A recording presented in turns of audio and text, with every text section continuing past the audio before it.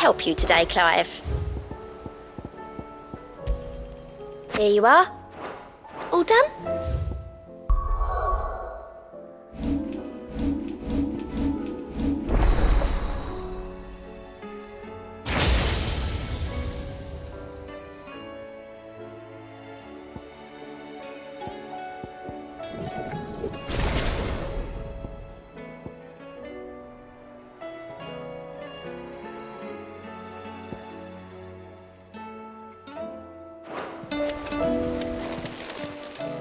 How are you doing? Quick look.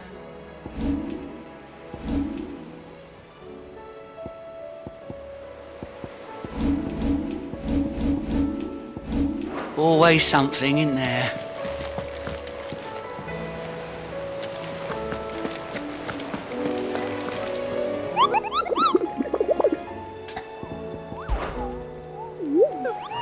You mean the Iron Kingdom?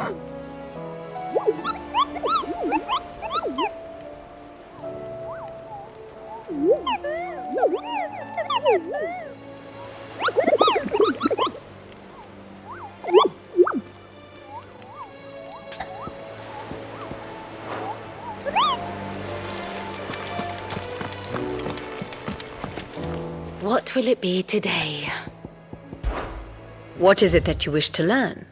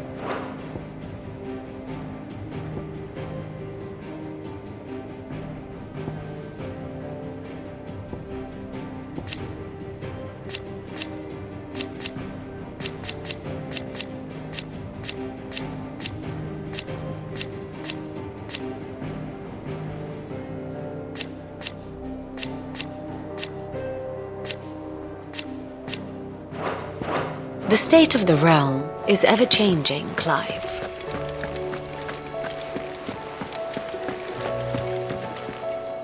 Heard the bad news then, did you? What bad news? About Dravost. Blackthorn's old haunt. With the forge and all that. Well, anyway, the mines just down the road from there are spewing out ether like no one's business. And the village? Safe from the flood for now, but they've got other problems. Akashic. Every creature in the area is either turned, or on the way to turning, apparently. Zoltan and the others are living on borrowed time. They need help, and quick. Doris sent a few curse breakers to keep an eye on things, but there's only so much a couple of scouts can do. Except get eaten. If something ain't done soon, the old place will be overrun. I won't let that happen. Didn't think you would. Does Blackthorn know? I thought it might be better if he didn't. He'd only do something stupid. You reckon we should tell him? No. It's better this way. Yeah, well, I can't stand about knowing what's happening out there, so I'm off. I'll see you in Dravost.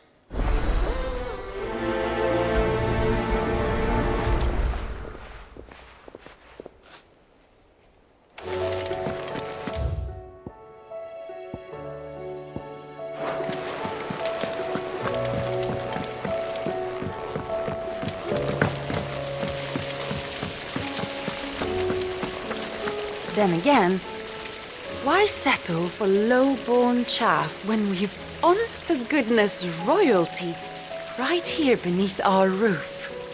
If Prince Dion cannot see my love for him, then perhaps the Phoenix will.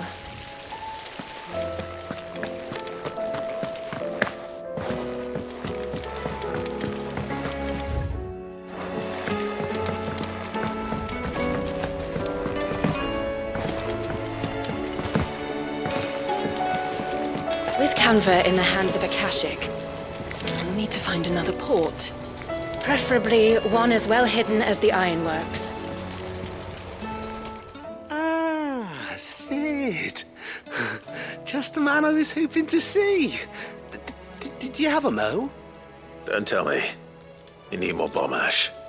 Oh no, we still got plenty of that left. I'm working on bringing another one of the Chief's designs to life. This time, it's a new smelter. It's got a reverberatory hood over the top for additional thermo amplification and a system of reciprocal recirculatory regenerators that let's just say it gets very blimmin' hot. A heck of a lot hotter than anything Blackthorn's got in his forge, that's for certain. Only mithril engines get hotter, and you can't chuck ore in one of them and get metal out the other end. Trouble is, we won't be able to make out of any old rubbish neither. We need the good stuff. And I hear you once helped Helena get her hands on exactly that. Any chance you could help me too? If it's for the good of the hideaway, I'd be happy to. Oh, it is. I promise you. So, what exactly is this good stuff you need me to find? We've got a couple of examples here. Spherical echoes, we call them. More fallen materials.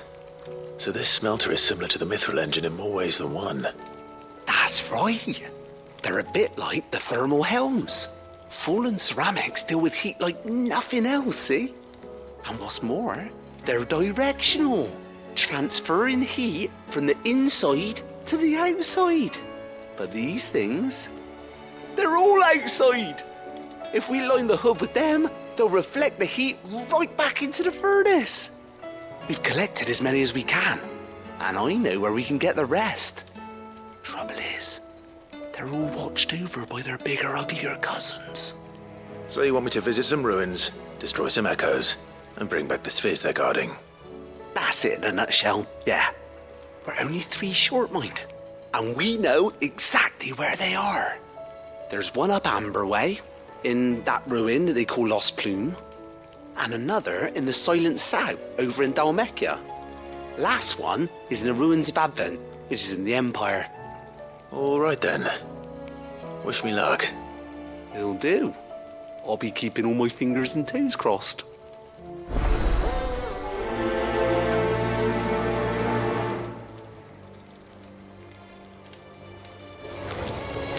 Can't say I've ever been to the Silent Sound myself. Or Advent, for that matter. I've hardly ever been out of the duchy, to tell you the truth. Did get the chance to visit Lost Plume once, though. What a piece of work that place is. Would have stuck around to study the relics more. If half of them hadn't been trying to blimmin' kill me. With Canva in the hands of Akashic, we'll need to find another port. Preferably one as well hidden as the ironworks. How was she?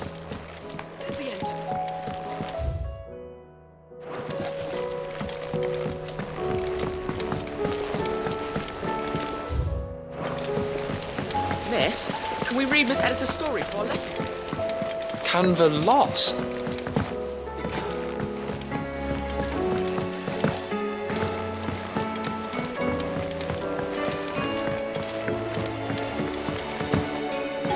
Have you tried Molly's lemon tarts? I've never had anything so delicious. I should be so lucky. They're all in Ted's belly before they've even had time to cool.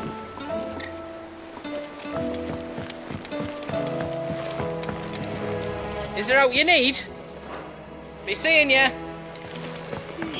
If I painted you black, could you fly me across the lake? Are you even listening?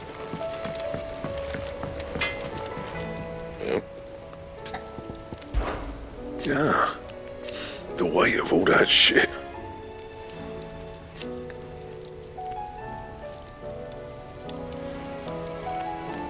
Clever girl, that one. What's that for you, dear? And how am I meant to do that then? Don't waste my time. You ain't got the stuff.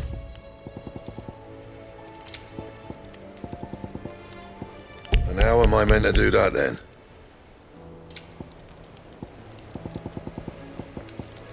Bring me the materials, and I'll think about it.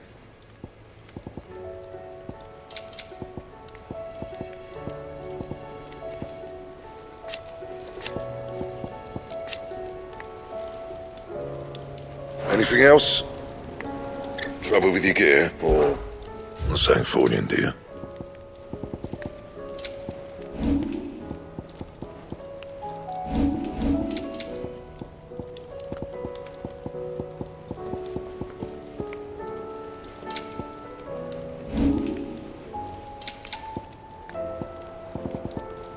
Bring me the materials, and I'll think about it. Should last you a good while. Not bad, if I do say so myself.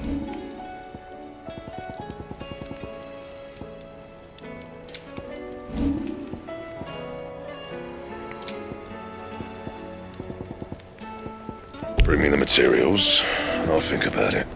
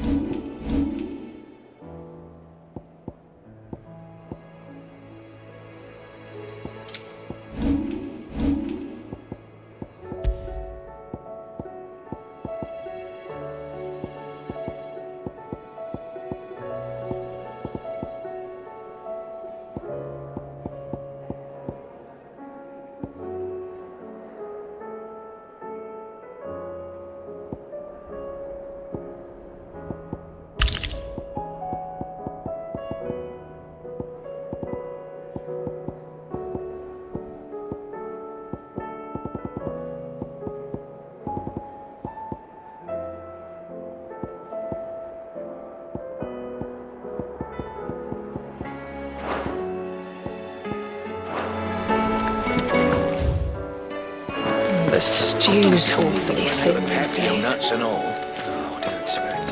Farmers are abandoning their feet. Clive. Go on then.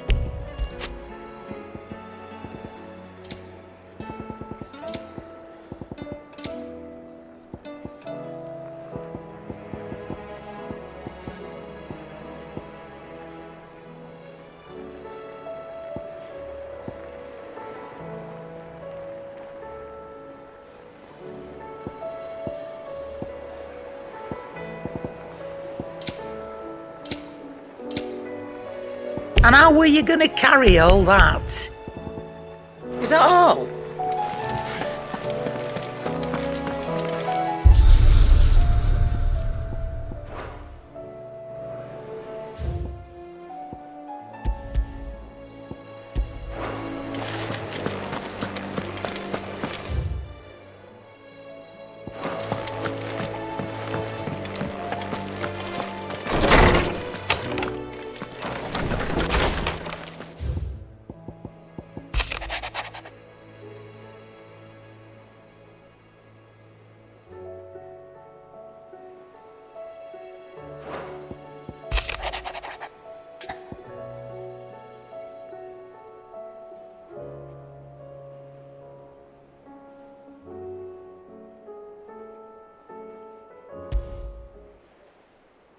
There's no way of knowing if Doris will confide in me, but I can speak to her at least.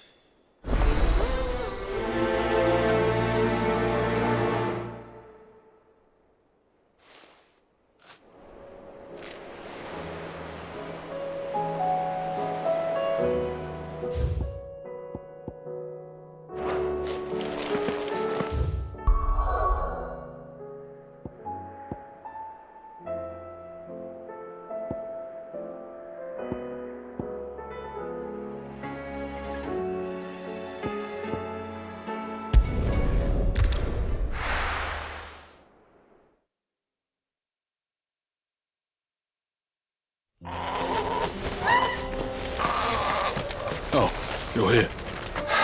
So Dravost is still standing. For now, at least.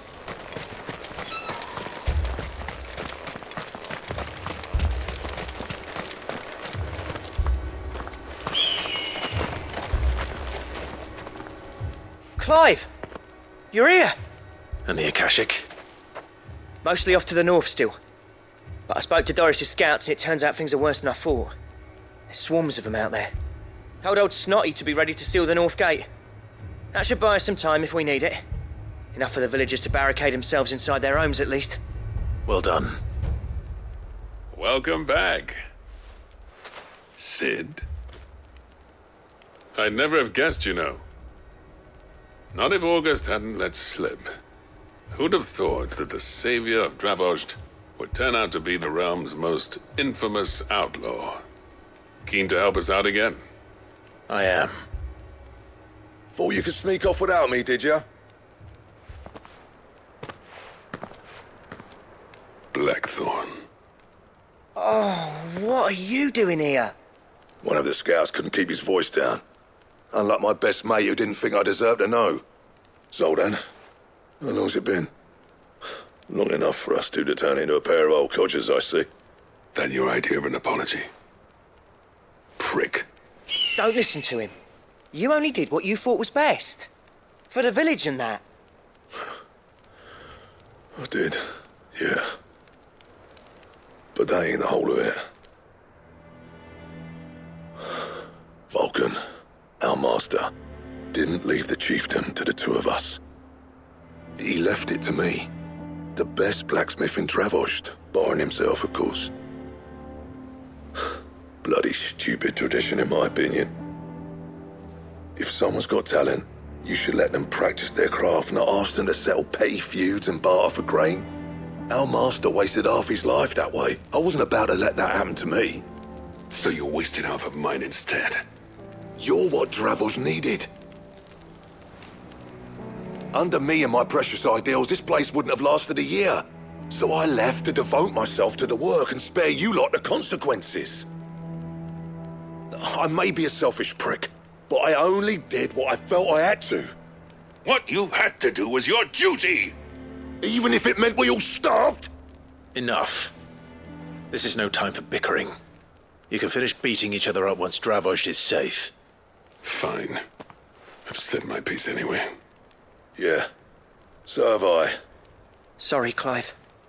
I shouldn't have stuck my nose in. We're short enough on time as it is. Still, give us a mo, would you? I need to get my head straight before any of them Akashic try to bite it off.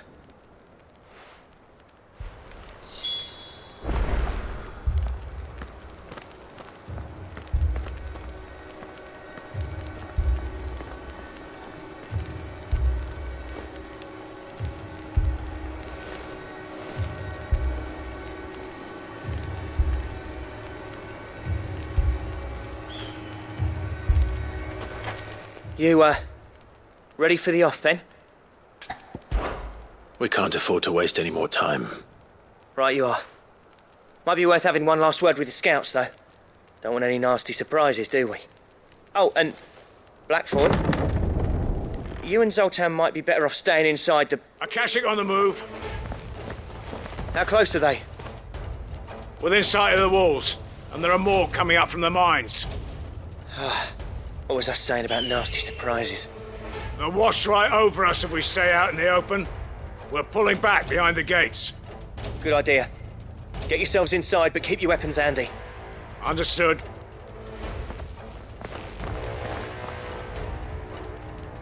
I'm prepared to fight if I have to. Well, let's hope you don't. That's our job. Once the scouts are inside, order your men to barricade the gates. No heroic last stands, you hear me? No fighting at all if you can help it. August's right. I've seen what Akashic beasts can do to armor. The people here are tough and willing, but they ain't equipped to face what's coming.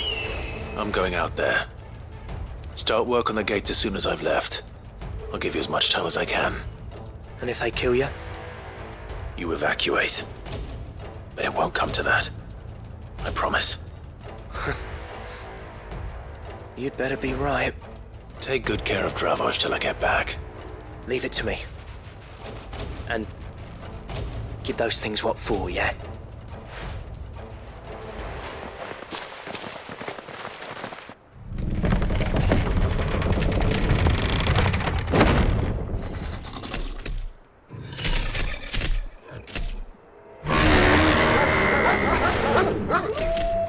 All right. Which one of you's first? To me, Flames! Too slow.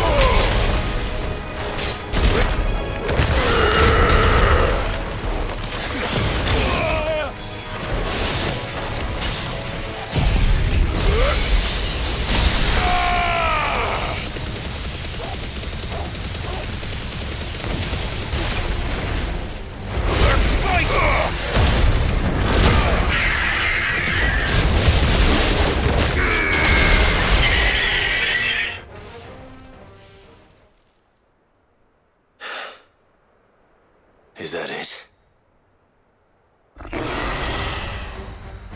Apparently not.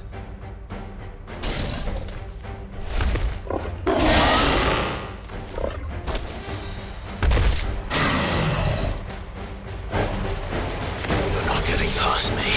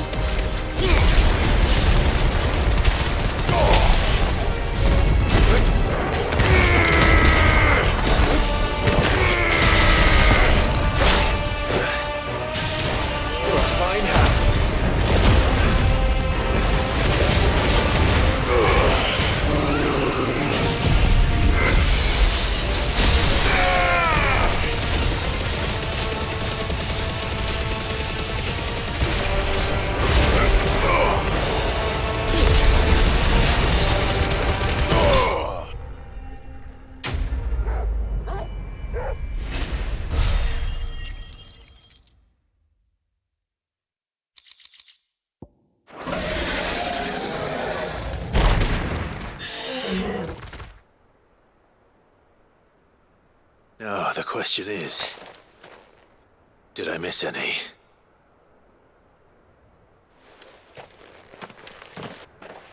Man alive! You're still in one piece! I slew as many as I could. As many as I could, he says. The old bleeding lot, more like it. Well, almost. Only almost. Yeah, one or two did try to sneak over the wall. But we got the bastards, don't you worry. Good. Though you do know, more will come in time. In time, yeah. But we can think about them later. Let's get you back inside.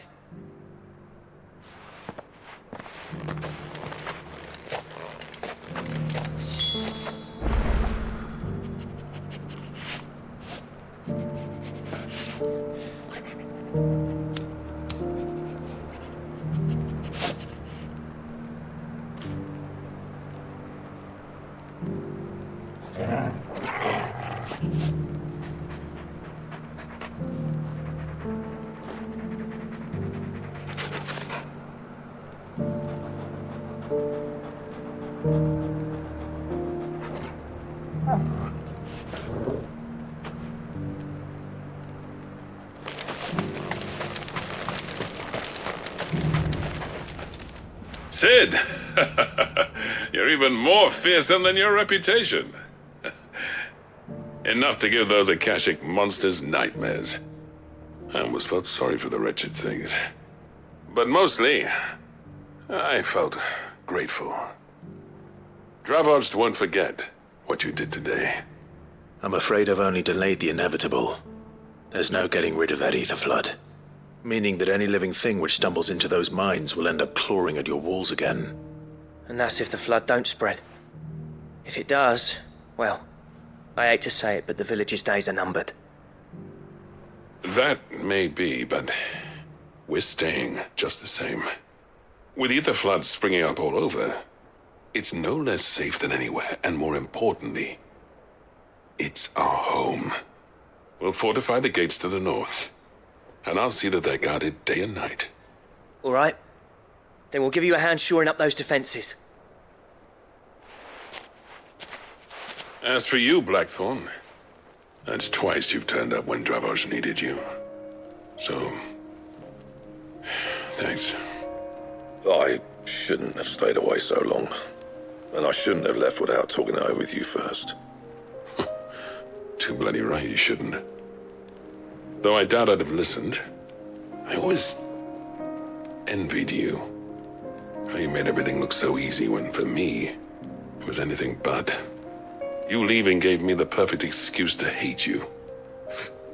And from that day on, I never once stopped to wonder what it would have been like if you'd stayed. But what you said earlier, it was true. You'd have been the death of this place. Finally, something we can agree on. I hope you see the sense of it eventually. You kept this place alive. Alive, perhaps. Wealthy even, but Dravos isn't what it once was. Our work used to be the pride of Dalmekia. Now, we churn out the same rubbish day after day because it's easy and turns a profit. It's not about the craft anymore. I wouldn't send my sons to war wearing the shit most of our smiths are making. I've kept working, honing my skills, trying to lead by example, but no one sees the point. The average castle apprentice has as much passion for the craft as our current lot. Come back to us, Blackthorn. Remind Dravosht what a true master blacksmith looks like. I'll even man those bellows of yours if it means we can work at the same forge again. That's a kind offer. Kinder than I deserve. And I wish I could accept, but I'm needed elsewhere. There's people who trust their lives to my steel, and I daren't let them down. Fair enough. But that doesn't mean I couldn't visit from time to time. Let's see if we can't rekindle this town's passion for the craft, shall we? I'd like that. Just be sure to tell Snotty to let me in the next time I come calling, yeah? Knowing him, he'd let you in anyway. Blackthorn. The master smith turned outlaw, back in my good graces. I never thought I'd see the day.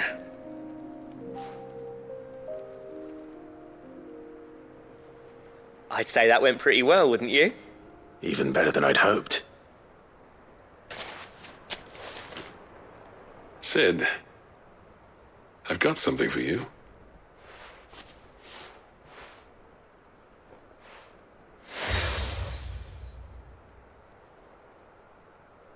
And this is?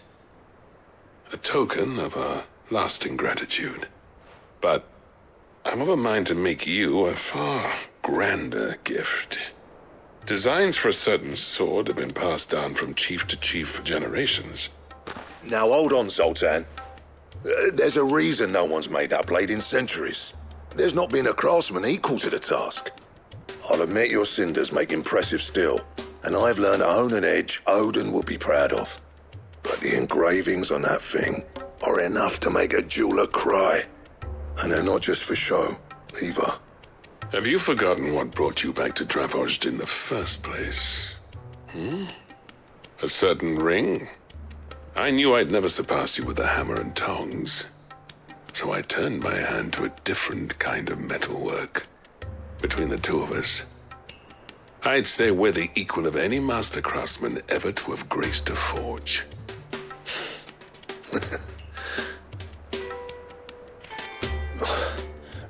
You know what? I think you might be right. Clive, you wouldn't mind if Zoltan came back to the hideaway, would you? He's more than welcome. As long as he can keep our secret. Right. Zoltan, get your tools. We've got a legend to forge.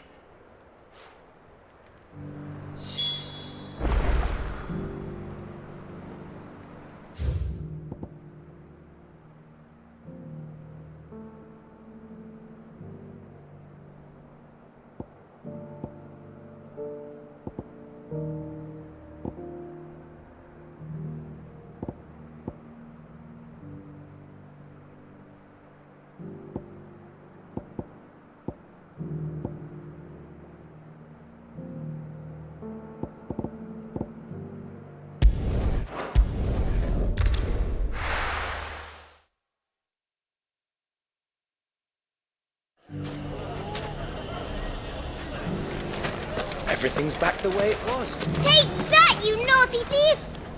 And... Clive! To what do I owe the pleasure? I just wanted to see how the town's been faring since you brought everyone together. Since we brought everyone together, all is absolutely wonderful. Conrad and Natalie's hands remain safely away from each other's throats and firmly at the helm. Our stores are full, and the bandits still too disorganized to raid them. Just as the good Lady Jane and Lord Underhill intended. Are you a lord? Lubor's going to be one too. They're going to make him the Lord of Dalimil, because of how he stopped all the grown-ups from fighting. It's the mayor of Dalimil, dear child, and the vote hasn't taken place just yet. But if the people wish me to lead them, I shall. And my first act will be to build a school so that menaces like you two learn not to interrupt your elders. Speaking of menaces, there may be a rather worrying one just over the horizon. May there indeed. I'm afraid the example Conrad and Natalie set in putting aside their differences and presenting a united front might have caught the bandits' attention. And they might have elected to take a similar approach. They have formed what one could call a League of Outlaws, and they grow more organized by the day. But we'll fight them all off just like last time, no matter how many of them there are. Won't we, Lubor? Of course we will. If we continue to work together, we can overcome any challenge we choose to face. The longer we avoid facing this one, the more difficult it will be, until the only way to overcome it might be to run for the hills. Our best hope is to nip these efforts at organization in the bud, by finding those ne'er-do-wells who have yet to join the cause, and ensuring that they never do. Perhaps a certain Lord Underhill might be willing to lend us his aid once more?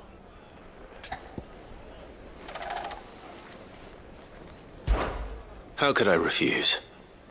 Thank you, my lord. Victor will fill you in on the particulars. I have him stationed by the desert gate, receiving and collating reports from my scouts. Such an amenable soul. He reminds me of you. I'll go and speak with him.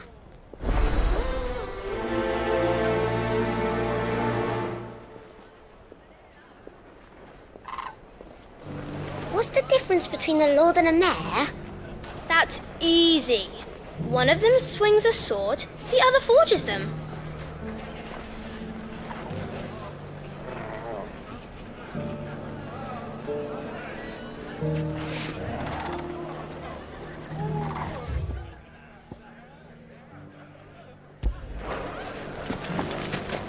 A League of Outlaws.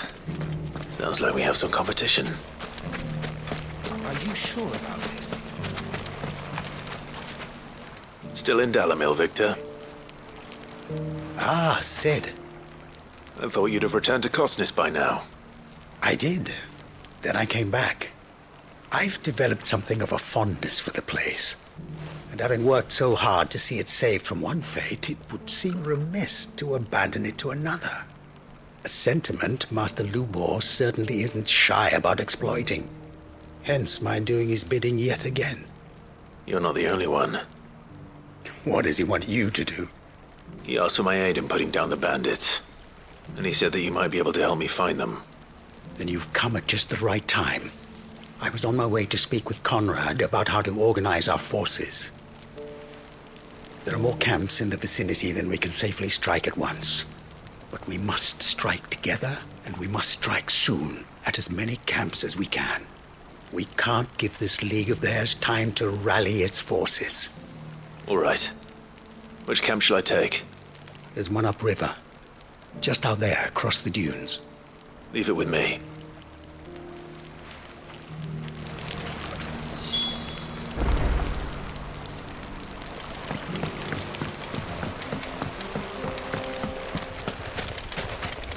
If those ne'er-do-wells want to band together, let them.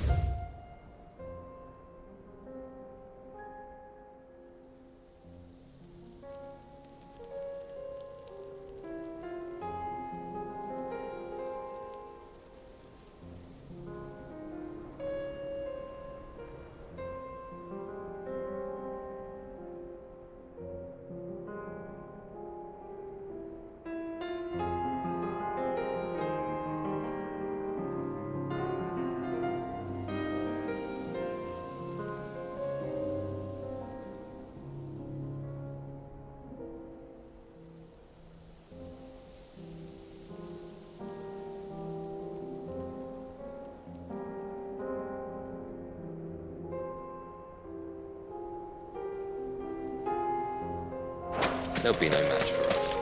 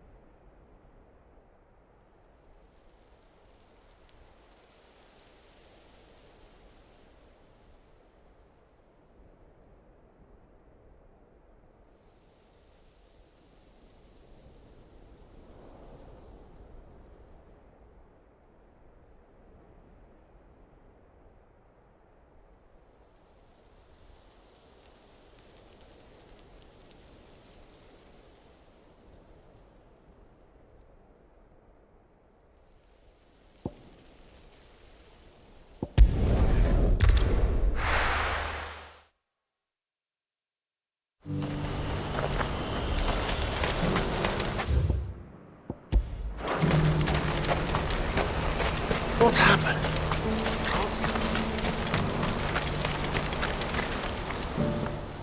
Clive, you'll be pleased to know that the negotiations are progressing well. That is good news. Yes. Our comrade in Randala has just sent word that the contract should be signed very soon. But I still have much and more to prepare. It's a huge undertaking moving this many bearers at once. You couldn't do me a quick favor, could you? What is it this time? More wild beasts? Nothing like that. I just need you to go over to the caravans and ask El how long we have until the bearers arrive. Find out exactly how much faster I need to get all these supplies moved. All right. I'll go and ask. Thanks, Clive. I owe you one.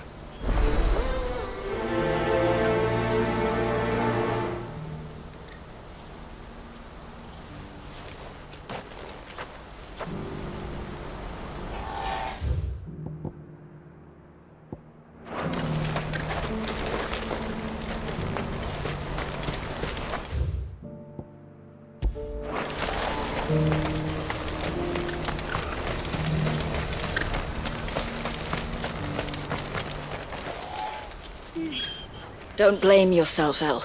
This is their fault, not yours. I know, but... No buts about it, all right?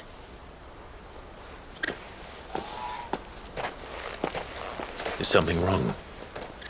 Vonnie came to give me a message from our intermediary. The talks with the Republican Army have fallen through. They've reached an agreement with the Silver Peak Consortium instead. Though prices have fallen of late, we deliberately offered above the going rate to try and deter other bidders. But the Consortium offered double what we did, and the Army jumped at the chance. And you had no opportunity to make a counteroffer? None at all. And we were so close. El? What's happened? I saw Vonnie leaving. She didn't look happy. And with good reason.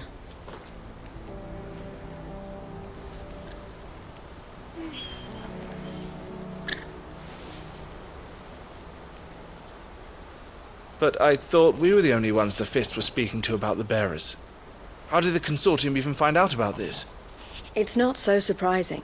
They have ears all over the Republic. This isn't over. The Consortium will have to sell these bearers eventually, and at the price they paid, buyers will be few and far between. I'm going to Randalar myself. Alone? You sure that's wise? Are you offering to be my bodyguard? How kind. Meet me at the checkpoint near the capital gates. I'll send an owl ahead and request a meeting. You go to Cashlock, Theo, and get everything ready. We've waited far too long as it is. Even if I fail to free these bearers, there will be others. Someone needs to prepare the place and keep any prowling beasts at bay. Oh, and that's me, is it? Well, it looks like I'm following orders till she gets back from meeting the Silver Peak Consortium, who've been doing their best to undermine our scheme. She'll never join them after this, surely. No, she said it herself. She still has plans for Cashlock, even if this one falls through. She means to stay with us, then. I can't say I'm not happy to hear it, but... is this what she really wants? You have to trust her. You're right. It's what she wants now. And if Elle's off fighting for the cause, I should do my part too. So I bid you farewell and safe travels, my friend. I'll gather my men and leave for Cashlock. We'll make sure the place is well stocked and defended. You go to Randalar and see if you can stop my sister biting the Consortium's heads off. If she won't consider her prospects, someone has to. I'll do my best.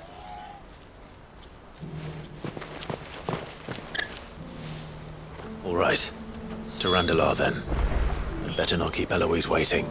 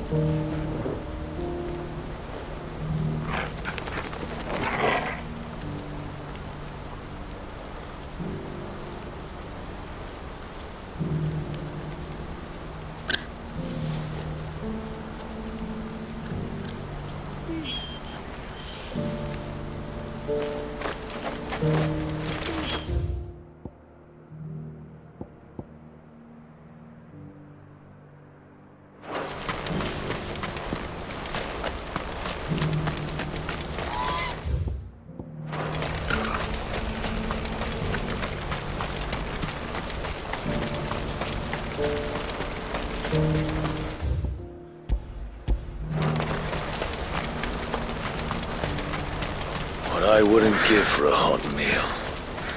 Looks like this is the end of the road for us.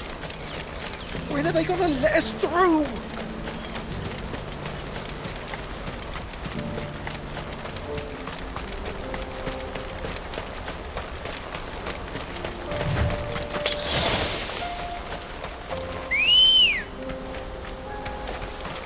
Good girl.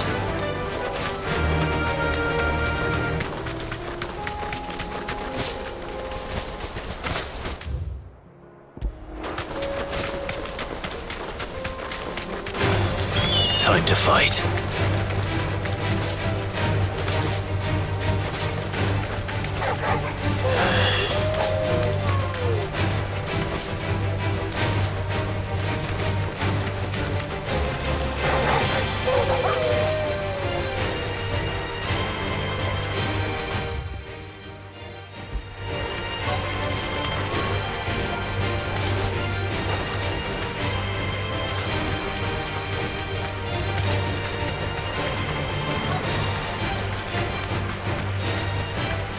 Safe.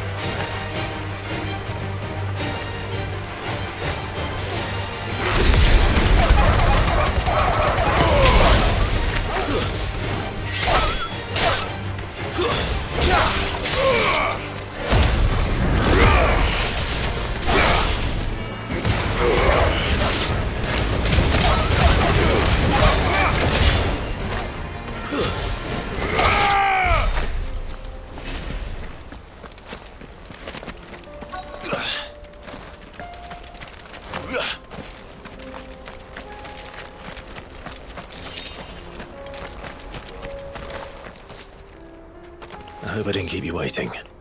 Did you arrange to speak with the consortium? Here they are now. You wish to consult with me? I did. It's about the bearers you recently purchased from the Fist. We had all but finished making arrangements to buy them ourselves, and then you stepped into the fray.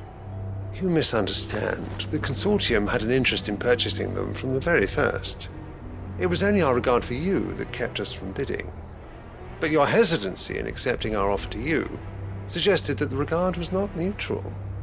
And so we resumed our business. I did not hesitate. I am simply not inclined to make such decisions without first giving them due consideration. But what is done is done. Come then. How much do you want for them? Alas, you are too late yet again. We rarely take on such unconventional merchandise without a purchaser in mind. The bearers belong to him now. Who is your buyer? A trader from across the water. A most demanding fellow, if it's any consolation. He insisted the bearers be fed, dressed, even given their own bunks for the voyage over. That's what you get when you deal with continental types. I wouldn't know. Oh yes, the culture on the continent is quite different to ours. They pay good money for bearers not fit for the knacker's yard, and treat them like kings. But as long as they pay... That does sound unusual. No matter then. If they've already left our shores, there's little that can be done. Allow me to withdraw my interest. And with it, my interest in joining your organization. My associates will be sorry to hear that.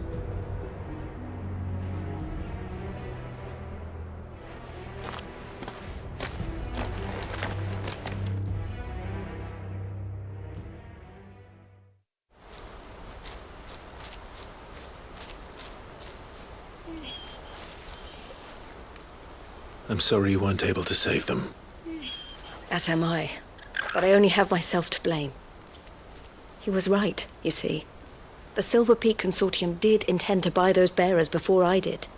Their representative hinted at a possible purchase when he came to recruit me. I feigned interest in joining them in the hope he might be encouraged to tell me more. And he did just that. As soon as he left, I sent my own offer to Randalar. So you never... No. I entertained the Consortium's proposal solely so I could learn more about those bearers. But I was a fool to think they wouldn't find out. I knew exactly who I was dealing with. You tried. I did. And if what he said was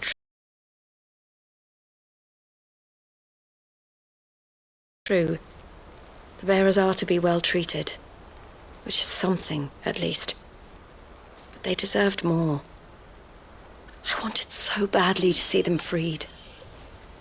Eloise! Eloise! Word from Cashlock.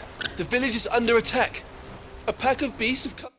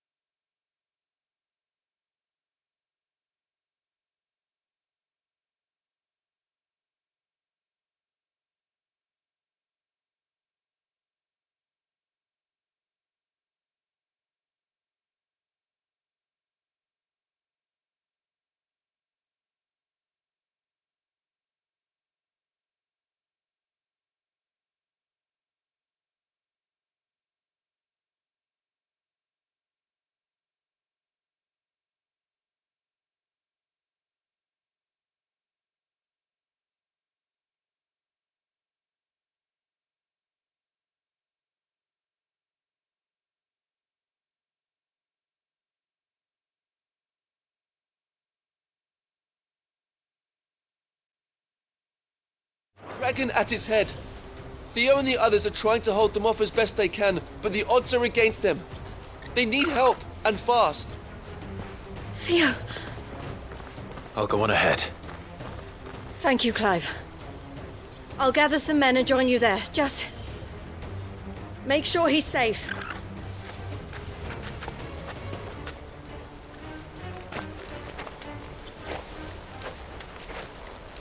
Hold on, Theo. I'm coming.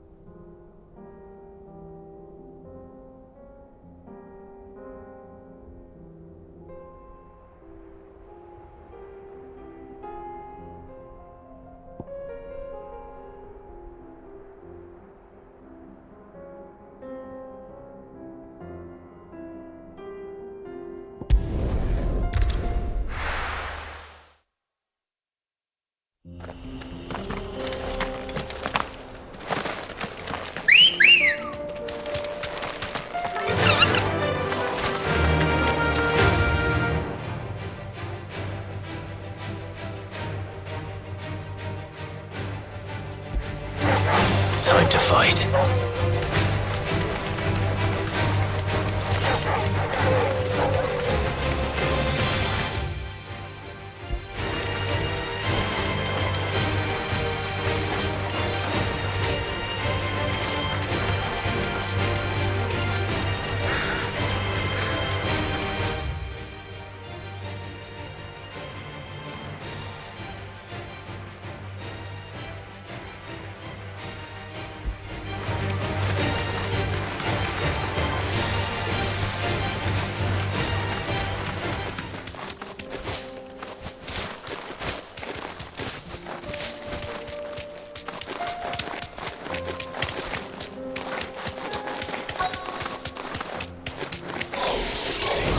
I'll need to deal with these ones first. Muhammad!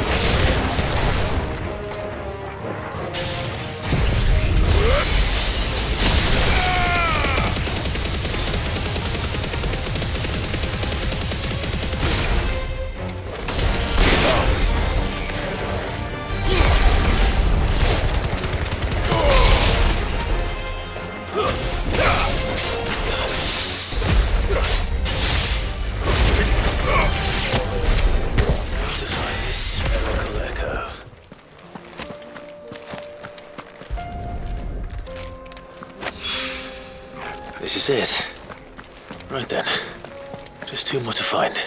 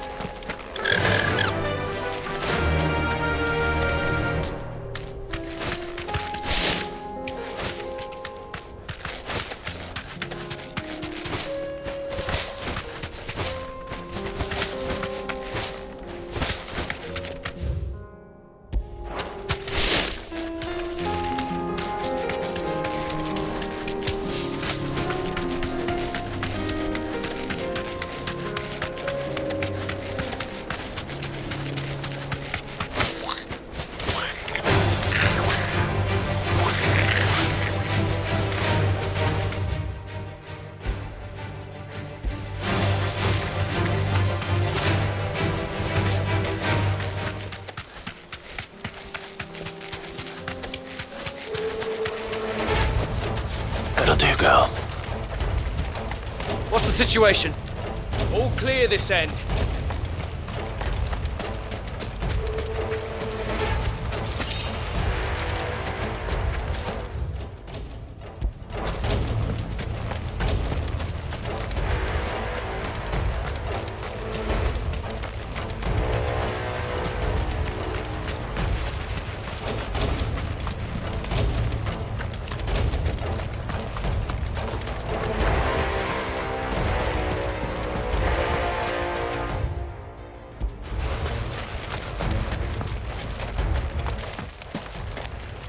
Where's Theodore? Upriver! He led the dragon that way to keep it from the village, but the whole area's flooded with ether. We just have to pray he makes it out in one piece. I can do better than that. Torgal, with me.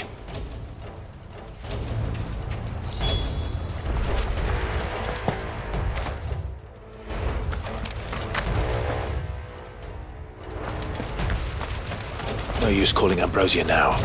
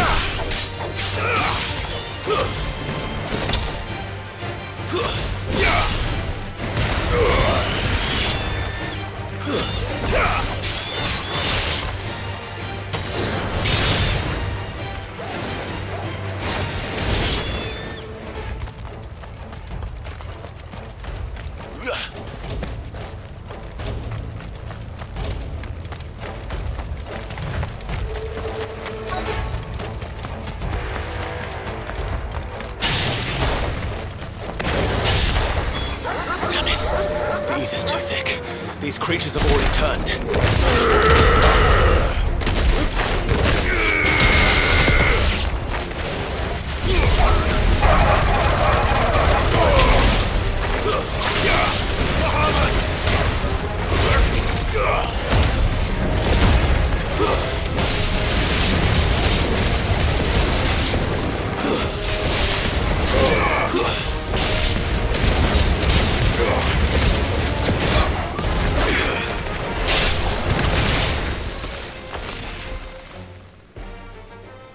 I can't waste any more time.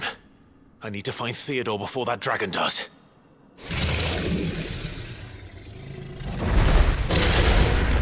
Looks like it's found me. This thing's turned as well. This isn't going to be easy.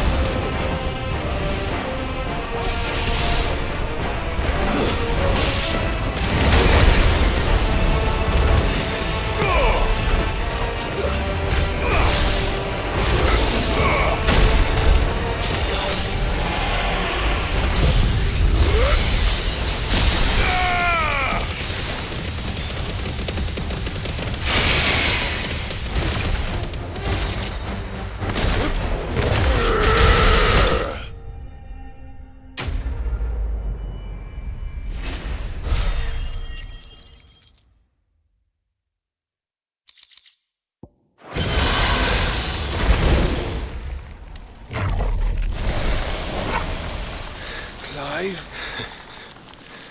Theodore, you had me worried for...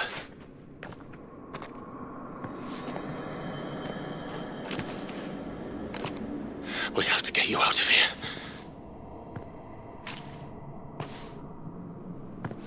I think it might be a little too late for that.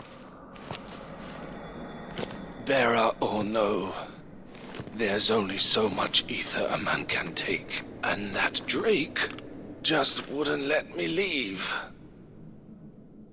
You have my thanks, Sid, for finishing what I could not. For keeping Elle's dream.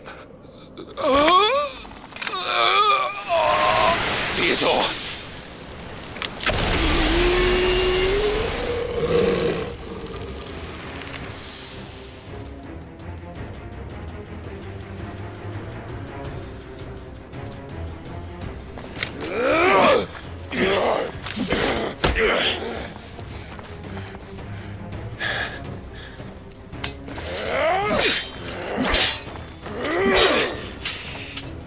Don't make me do this.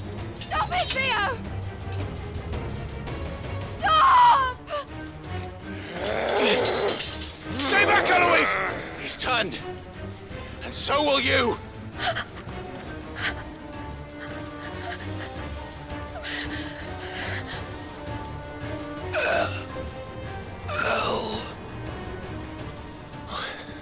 Theodore.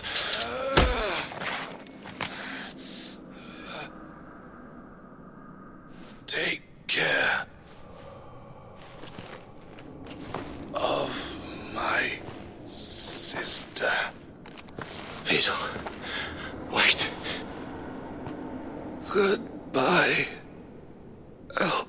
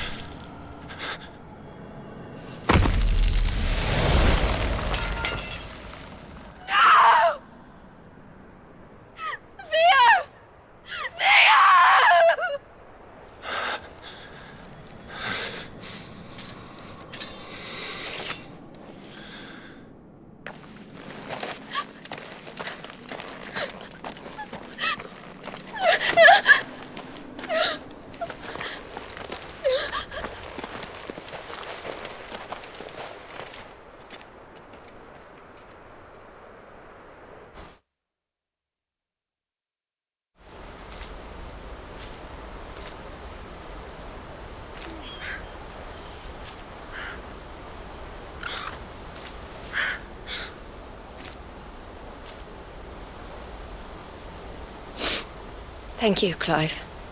I think I'll be all right now. That was true bravery he showed. Leading the dragon away from the village like that. His first instinct was always to protect people. To put others' well-being before his own. And now he's gone. Because I sent him to that place, against his will. It wasn't against his will. He was ready to do whatever it took to show you he could stand on his own. So that you would finally be free to live your own life. To live my own life? He never could come to terms with the choice I made. What exactly happened? You once told me Theo was the first bearer you ever helped.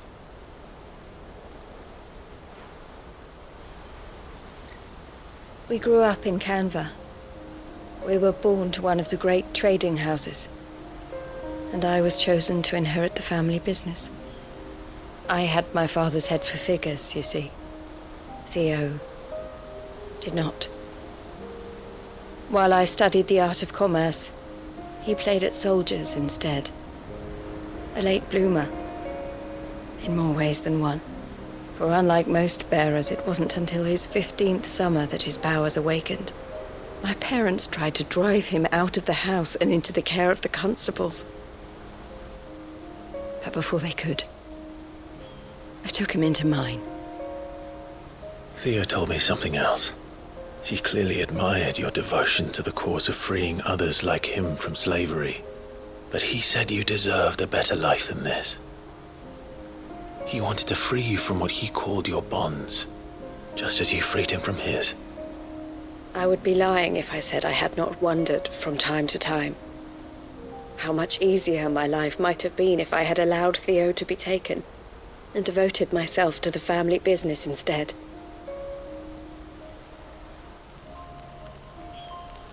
But I have never regretted the decision I made. Being with my brother meant more to me than tradition or reputation.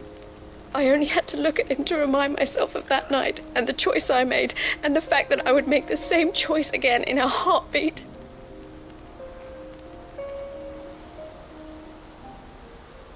He was never a burden. How could he even think that? If anything, I was the one who weighed him down. You weren't, Eloise. He said it himself, that he had always been grateful to you for saving him, and that he wanted to repay you by letting you live the life you were denied. Neither you nor Theo weighed each other down. You loved one another. You did whatever was necessary to continue living your lives together, and you always would have. You're right. All I ever wanted, all I ever did, it was so we could be together. Oh, Theo, why did you have to...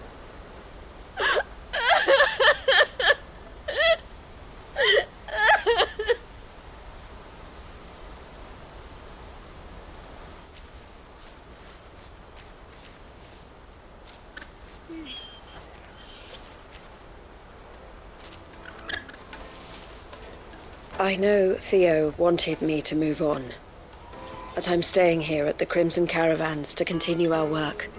We can make a difference here. We can help people, save them. I need nothing more from life than that. So I'll carry on doing what we do, ensuring that goods, people, bearers get where they need to be, bringing smiles to people's faces just like we always have, and to Theo's, wherever he is. This is the life I have chosen. The life I will always choose. I've made a choice of my own, to continue helping you however I can, whenever you need it. Thank you, Clive. Let's go on together then. For Theodore.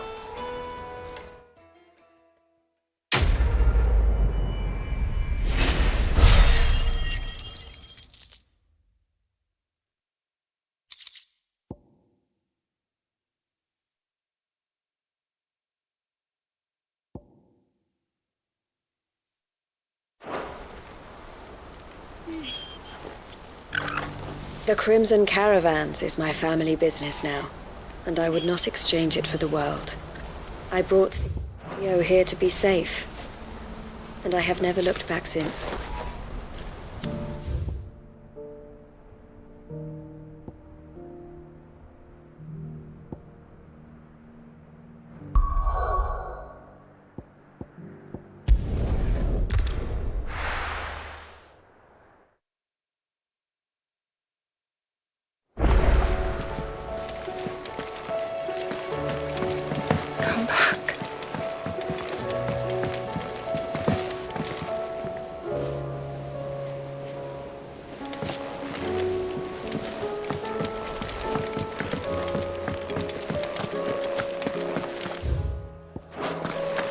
Tell me we've run out of happy nuts and all. Awfully thin these days. Oh, what do you expect? Farmers are abandoning their fields and traders their routes. Most of what we have now comes from here in the Hideaway.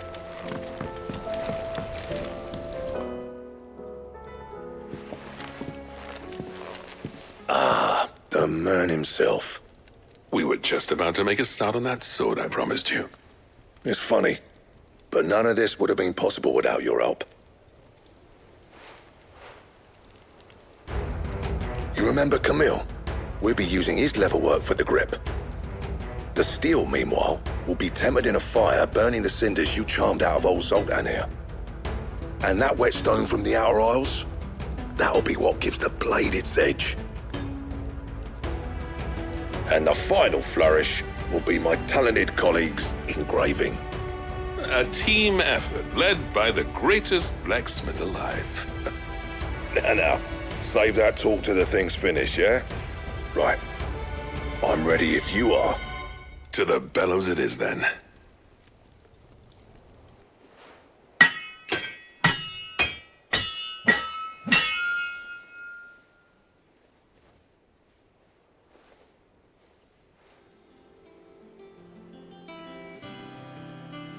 Well, bugger me. We actually did it.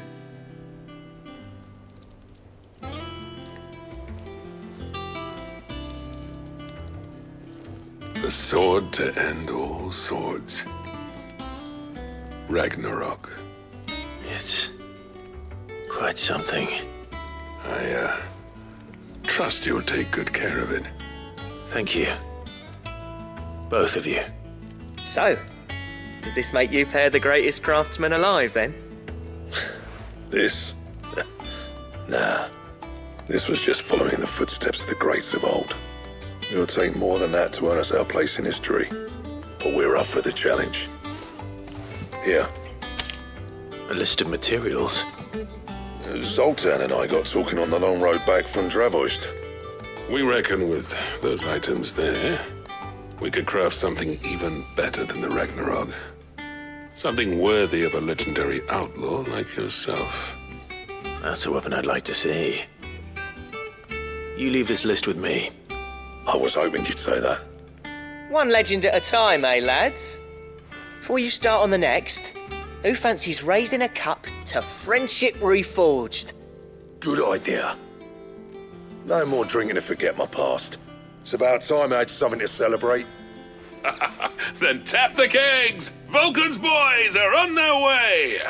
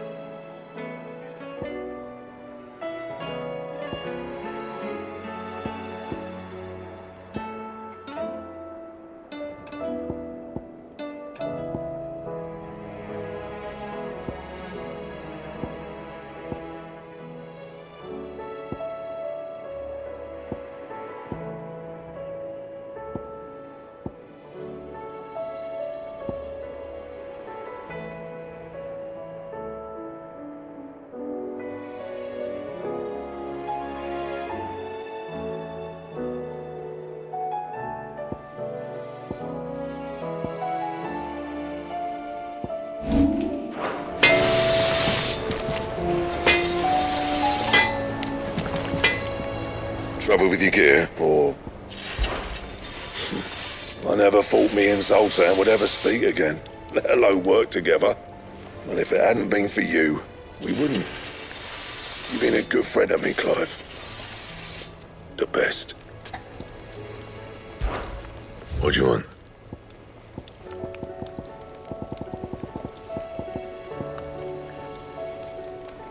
Bring me the materials, and I'll think about it.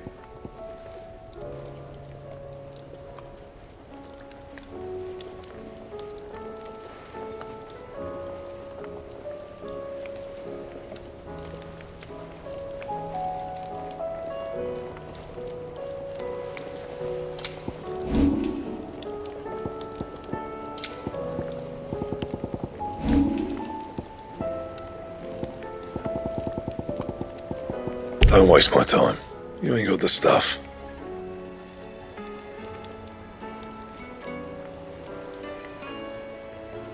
And? No need to thank me for the sword. I'm happy just to be here. Do you reckon we finally got to the bottom of Blackthorn's troubles then? That'd be something, eh? Now, he wouldn't be Blackthorn if he didn't give us the odd scale.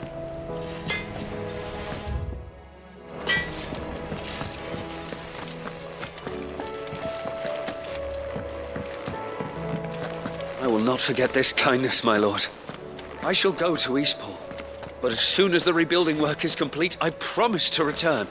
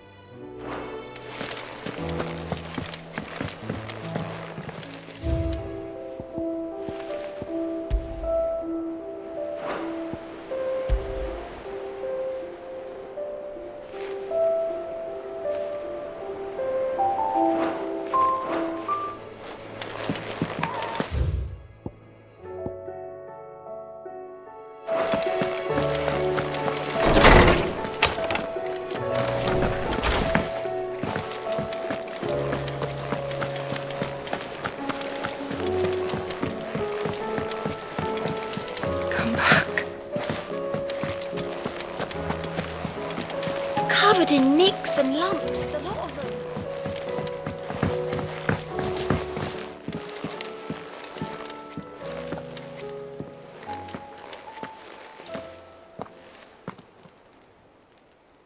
Where are you? Can I help you, Sid? I'm looking for Doris. Is she here? I'm afraid not. She's at Martha's Rest on a job. My job, actually. When she heard what the mission was, she insisted on going herself. Alone. Did she? What was the mission? Following up on some new information. Once they'd settled in, the bearers you helped liberate in the Dragon's Eyrie were keen to talk about their imprisonment. And about their captor. The slaver Cole's team were tracking when they were attacked by the Beastmen. I'll go and find her. She's at Martha's Rest, you say? If she's not moved on already, yes. I hope everything's all right.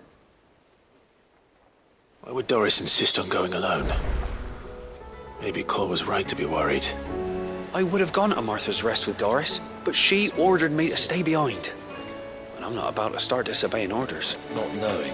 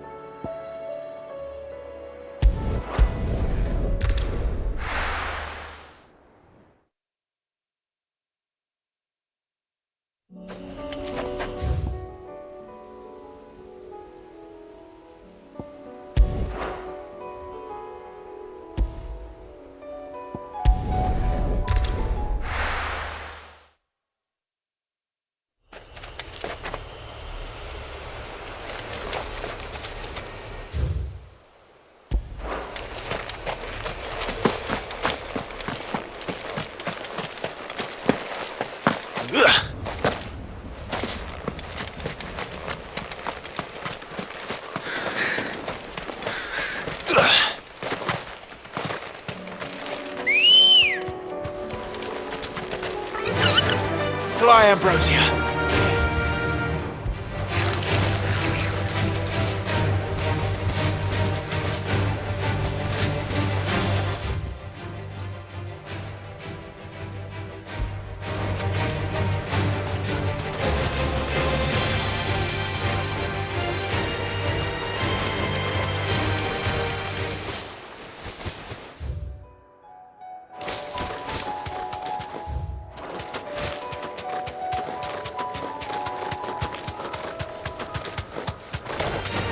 No holding back.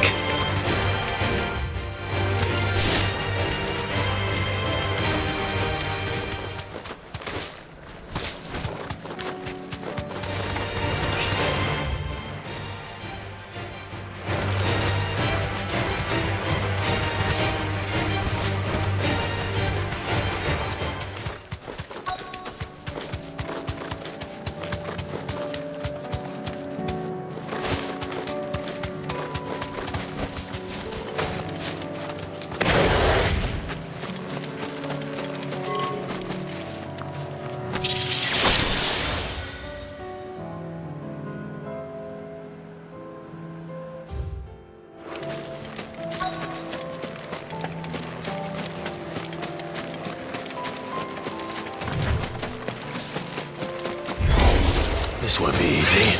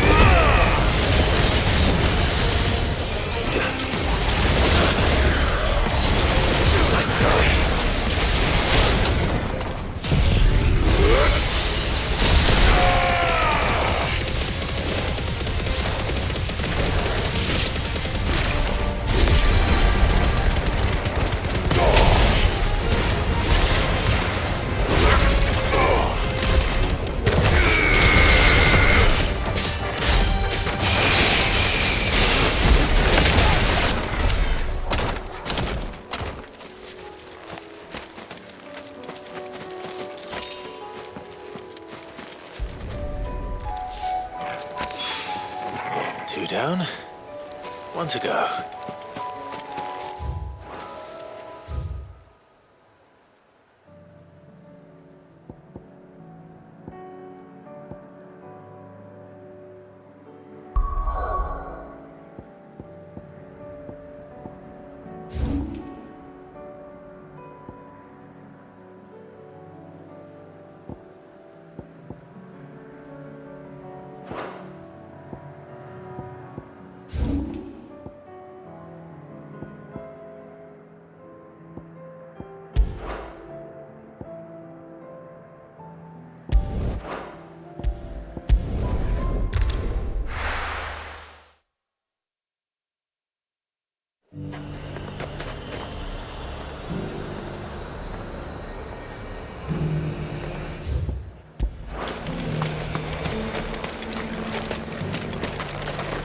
And what can I do for you? An excellent choice. I do like a customer who knows what he wants. Why?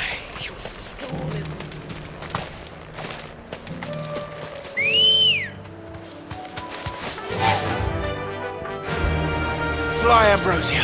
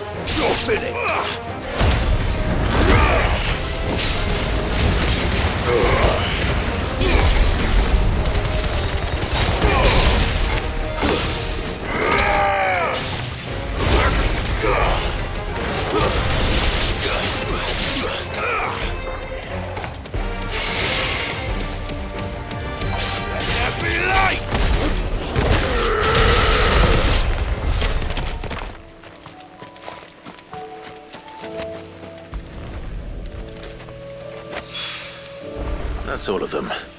Owain can uncross his toes now.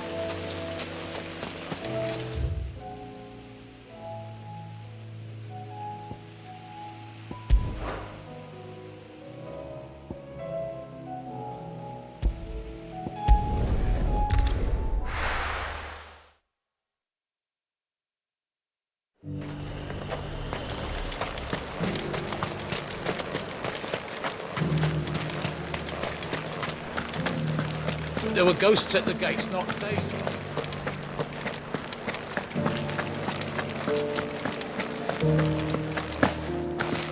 Those things I said before. So many were injured. Only by the grace of the goddess did so few succumb to their wounds. I'd say it was more the grace of the dame. But help's help, eh?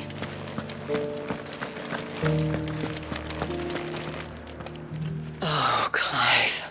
What am I to do? My wards and I may soon be without a home. What's happened? The High Cardinal has descended from his lofty throne and taken up residence here in Northreach. The High Cardinal? Leader of the Council of Elders, second only to his Radiance at the head of the Imperial government. Not that any of those things still exist. Now he goes by his noble title, the Duke of Oriflamme. And what does he want with Northreach? He wants to transform it into a military stronghold, a foundation upon which to build a new Sambrec. He's already secured the support of the various army remnants, with promises that they shall be afforded the respect they deserve in his empire. One built on the confiscated property of the people. He would rob the populace to pay for it. Believe me, I have used every means of persuasion to discourage him from this folly. But for whatever reason, he will not listen to me. What does Captain Philippe make of this? When the town was under attack, it was him the soldiers rallied around. Couldn't he use that influence again? How? By speaking out against one of the most powerful men in Sambrec. A man whose stated aim is to revive the empire Philippe's comrades swore to serve, and to improve the soldiers' lot within it. The captain can offer them a regular supply of gruel, and an occasional trip to the Vale to help them forget the terrors they face each day. The Duke offers them a vision of strength and safety. No. Any attempt to incite mutiny would cost Philippe the support of his men, if it did not cost him his life. But given the mood around town, mutiny may yet be unavoidable. The people have little appetite for further deprivation, least of all when it serves only to elevate others. And who could blame them? Clive, would you appeal to the Duke on my behalf? For your services to Northreach, you have the respect of the soldiers, and they will take you to His Eminence if you ask them. And unlike Philippe, no bonds of loyalty prevent you from speaking your mind to the man. Well, will you try? You could hardly fare any worse than I did. I'll see what I can do. Thank you, Clive. Tell me then, where will I find this Duke of Oriflamme? In the garrison? Overseeing the troops, yes. All right. Wish me luck.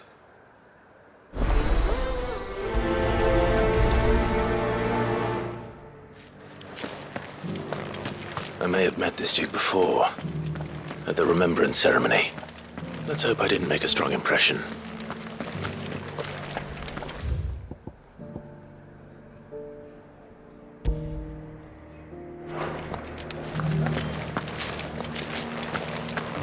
Those things I said before. You needn't fret. The creatures have been dealt with.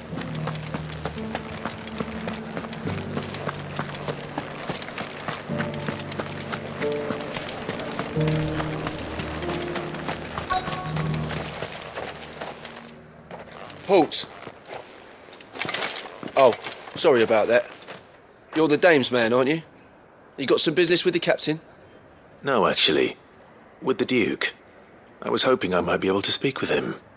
We're under orders not to let any civilians pass. But you should be all right. His Eminence has heard all about you and your heroics.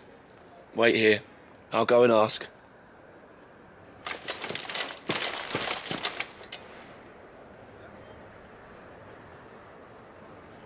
So, you are the sellsword who lent his aid to the garrison. The Empire owes you a debt, and I shall see it repaid. But tell me, is it wealth that you seek, or favor? Neither, Your Eminence. I thought only to inquire about your plan to turn Northreach into a stronghold. Ah, I see. You are worried the expanded garrison will render your services redundant. Yet you needn't be. A proud fighting man like yourself shall always have a place here. Pride of place, in fact. For too long has the contribution of the noble soldier been under-reckoned. But no more. For it is they who shall see the Holy Empire rebuilt, beginning right here in Northreach. Why here, Your Eminence? The town has been fortunate enough to escape largely unscathed from the recent troubles. Her defenses are sound, and her garrison well prepared. Which is more than can be said for Oriflamme or Twinside. The Empire wants for a capital, and I believe Northreach to be the perfect place. With Caer Norvent as her citadel. Once we have seen to the refortification of both the town and the castle, we need only build a wall around both to create a city that would be the envy of the twins. Plans are already underway for the construction. Soon enough, these thralls shall learn that they are no match for the might of Sanbreque. I fear you underestimate how dangerous these creatures are, Your Eminence. Should they return in force, you will need all the people of Northreach to come together in defense of the town. Something they may be loath to do if they've been deprived of their worldly goods. The people will do as their leaders command. If Sanbreque is to be rebuilt, she will require a functioning government. One whose authority is beyond question. That is why this levy is necessary, so that any man who wishes to join the army might do so and be fed, outfitted, and paid as befits a defender of the Empire. And yet there are those who persist in peddling the treasonous lie that I seek to steal from the people and drive them from their homes. I suspect they're afraid of losing what little they have left. Precisely. The common folk have little and less, and you mean to deprive them of even that. You would sow the seeds of your new empire in your own salted earth. Sabine, we have discussed this. Yes, and I told you then how putting the empire before her citizens would lead only to revolt. Without an empire, there are no citizens. And in yours, there will be only beggars. Is that what Griga wills for her people? Do not take her name in vain, Sabine. I'll come back later. A citizens' revolt. I wonder what the people really think of the Duke's plan. It wouldn't hurt to ask them, I suppose. Let's begin with those on the other side of the wall. Oh, thank Griga. I left everything in the capital. As long as you remain, the Veil will see to your needs. Where am I to go? You don't have to go anywhere. The Dame will see you taken care of.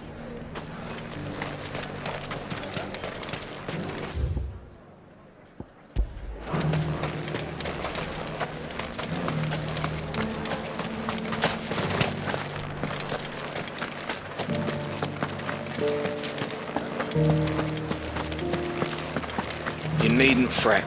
The creatures have been...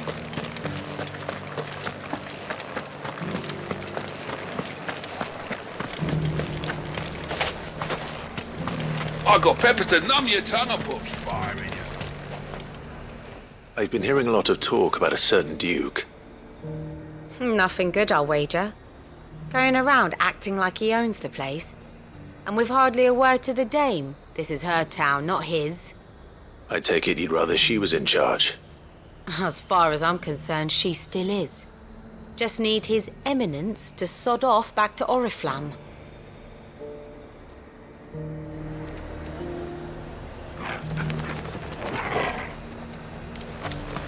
Why, your storm is...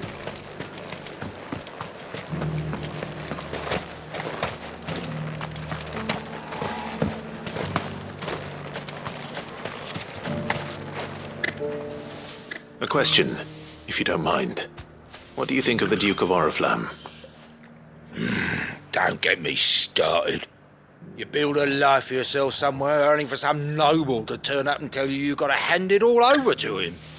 If he thinks his name and his chains give him the right to empty our purses, he's in for a rude awakening. We'll do whatever it takes to keep what's ours. Whatever it takes.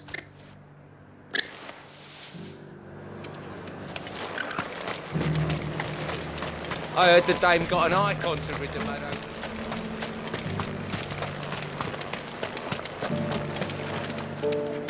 All right there. What is it you're after, sir? Just your opinion, actually. I wondered what you thought of the Duke of Oriflamme. Oh, him. Not much. None of us traders do. It's thanks to nobles like him that we had to set up shop this side of the wall in the first place. Couldn't have the rabble getting any closer to the holy capital, could they? And now he's trying to drive us out completely, threatening to take everything we got from us if we don't clear off. If the dame said she wanted him run out of town, I'd be straight through that checkpoint, tar bucket in hand. Well, the people seem united enough. What about the soldiers?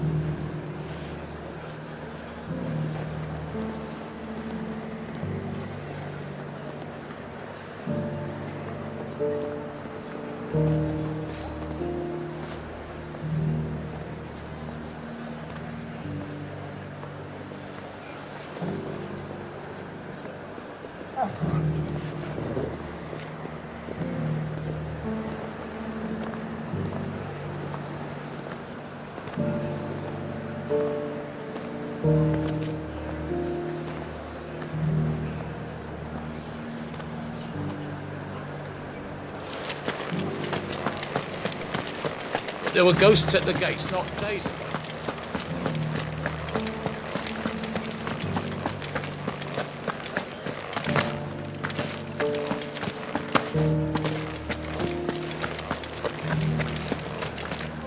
Excuse me, do you have a moment?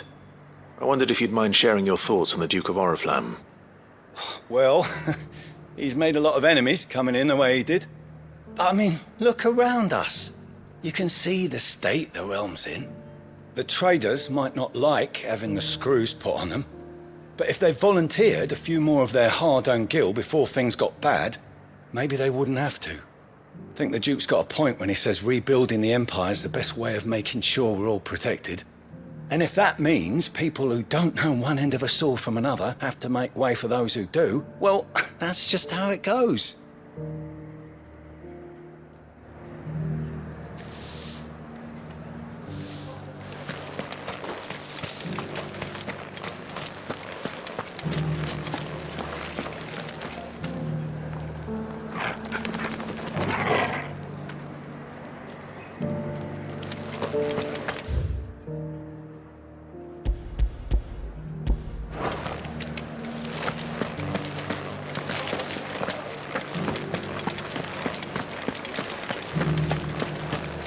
You needn't fret. The creatures have been...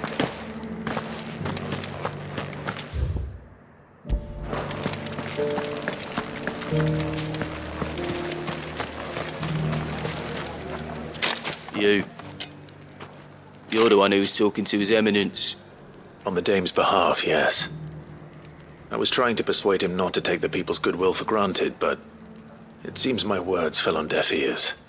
What do you think of his plans? I'm a soldier, mate. He tells me what to do, not the other way round. Listen, I've got nothing but respect for the Dame, but I've got a family to look after. That's where my loyalties lie, not with the town or the Empire, but with my wife and children.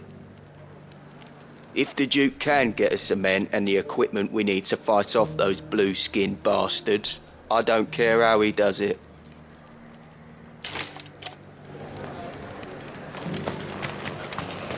As long as you remain, the Vale will see to your needs. You are embarrassing me.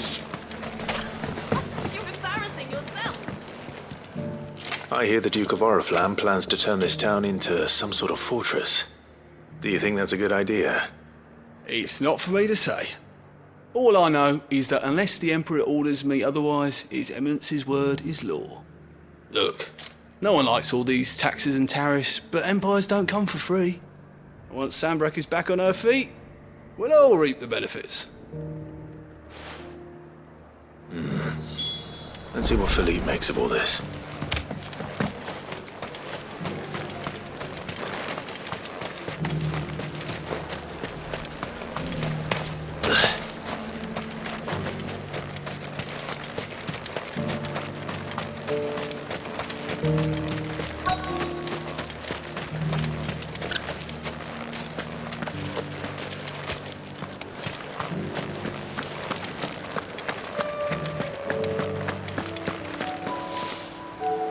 Captain, do you have a moment? For you? Certainly. Clive, wasn't it? Thank you for last time. How can I help you? I wanted to ask you about the Duke of Oriflamme. Do you intend to go along with his plan? But to tell you the truth, I'm in two minds. It's my sworn duty as a captain of the Imperial Army to obey his orders. But I can't say I agree with him. Philippe, I remember you saying that you became a soldier to protect the people you loved. The Dame included. That's right, I did. Well, she doesn't agree with the Duke's orders either. She thinks they could tear Northreach apart.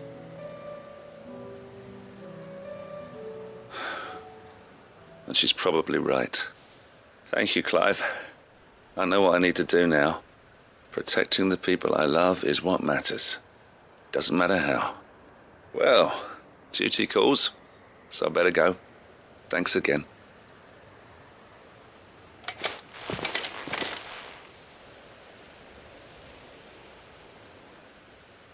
It seems Philippe wants to do the right thing at least.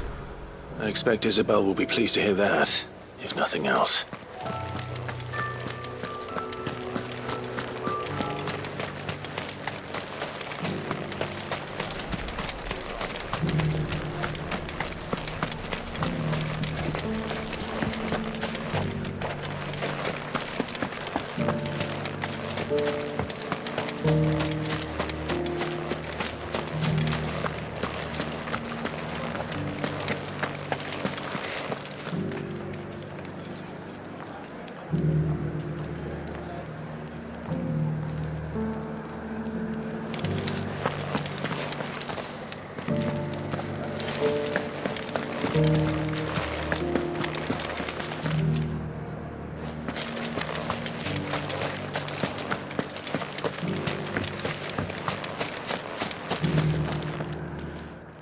Clive, how did you fare? Were you able to speak with the Duke? I was, but...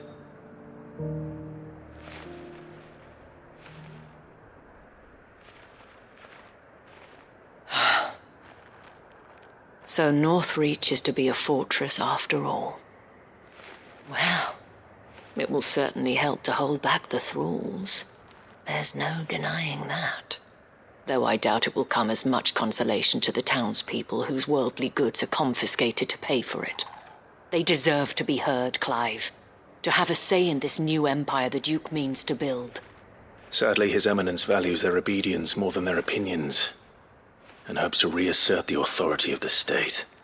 I fear he sees the people as mere pawns on his chessboard to be sacrificed for the greater good. Needless to say, they themselves are of a different opinion, and would rather their destinies were in your hands. The soldiers, meanwhile, are content to follow their orders. And not just because of the Duke's rank, but because of his vision. I thought as much. Had I sworn to protect Sanbreque, I dare say I too would want nothing more than to see it rise from the ashes. Thank you for trying. But the battle is lost. I don't know about that. What happened to your uniform? I handed it in, along with my resignation. Told the lads I wished them well, but that I owe it to those I love to call it a day. Why? Because I realize what really matters to me. Not following some nobleman's orders for the sake of it, but protecting what I care about. Protecting Northreach. I honestly don't know when those monsters will return, but I'm certain they're not finished with us yet. And when they do come back, we need to be ready for them. We need to stand together, all of us. And with you to lead us, milady, I reckon we can do it. It was you who finally convinced me, Clive. There's no point following orders if they go against everything you believe. Indeed. All of us, standing together. That has always been Northreach's best hope, and one which still lies within our grasp. We have only to turn our attentions to the true enemy. Thank you, Philippe, for showing me what I must do. Anything for you, milady. Speaking of standing together, would you mind if I borrowed a few of the lads from the Vale to help keep watch around the town? I fear His Eminence has loftier tasks in mind for the guard. Not at all. Be my guest. Wouldn't be the first time.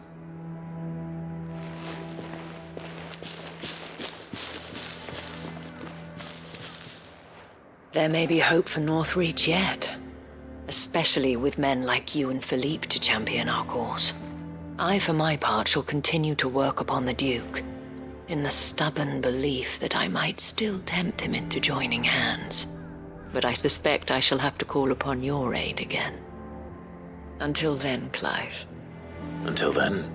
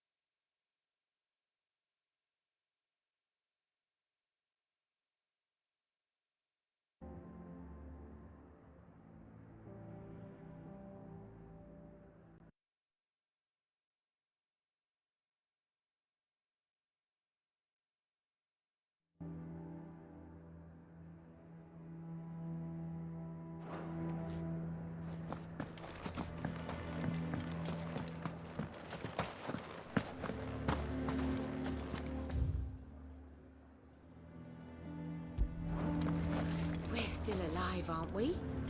Yeah, but only because of the Dane.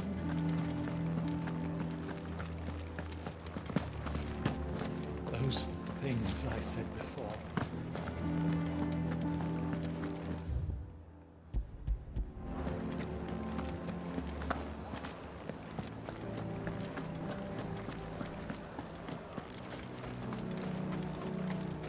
I got peppers to numb your tongue. I'll put fire in you.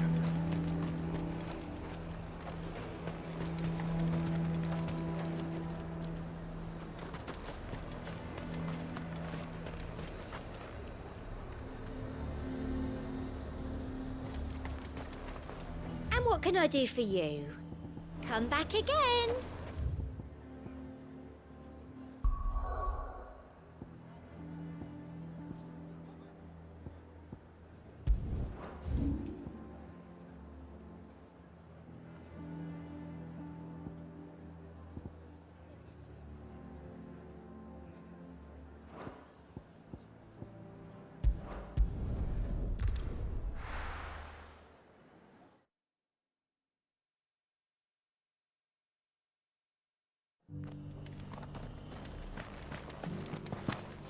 Doris should be somewhere nearby. Assuming she's still here.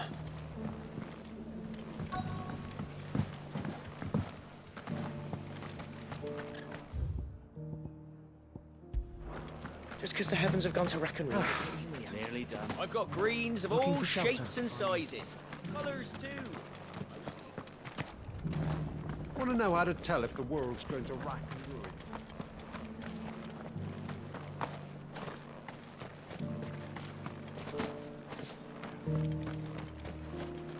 How do?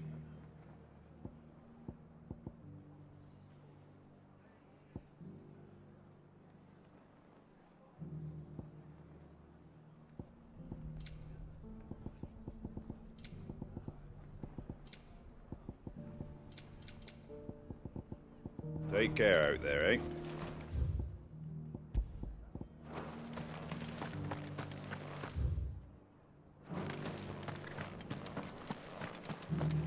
The world seems to be changing so fast lately I can hardly keep up.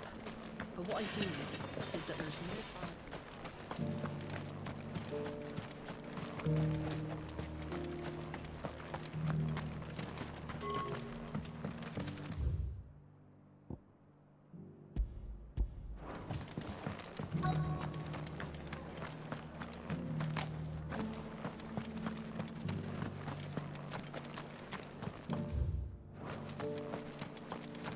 It doesn't still hurt, does it?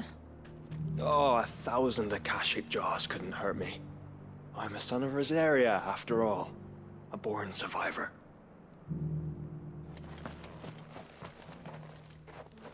It's been a pleasure, Doris. Just like old times. I'll give your offer some thought, my lady. How goes the investigation? Sid, what brings you to Martha's Rest? You. I heard you were out here on your own, tracking our slaver. I trust you're being careful. Of course. And it had to be me. The bearers from the Dragon's Eyrie confirmed a long-held suspicion of mine that the slaver we've been tracking is an old acquaintance. She's no fool.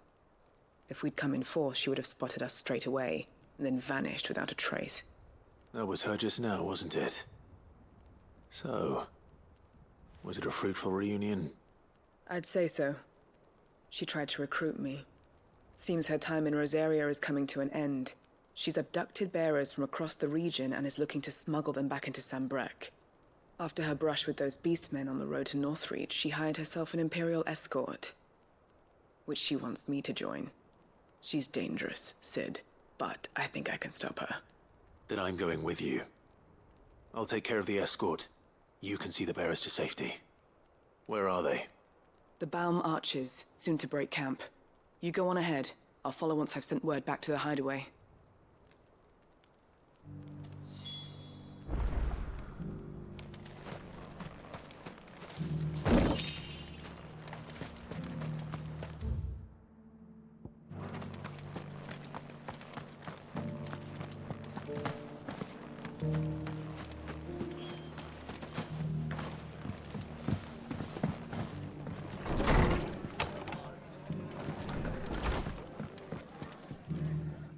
Clive, I was just about to send for you. I'd like you to take something to Sir Wade up in Eastpool. Seeds for planting. Thought it was about time they started growing their own food. I'll keep providing them with whatever they need in the meantime, of course. But if Eastpool's going to survive, it's got to be able to fend for itself. As of those poor bearers. They've lived their whole lives in servitude, but now they're their own masters. Small wonder they ain't got the foggiest how to provide for themselves. So it's up to us to teach them. And if you're wondering why you, well, the Wagoneers taking supplies up that way have been coming back with more and more reports of Akashic around the village of late. Sir Wade's putting a brave face on it, but I think even he's starting to worry. And if he's likely to share those concerns with anyone, it's you.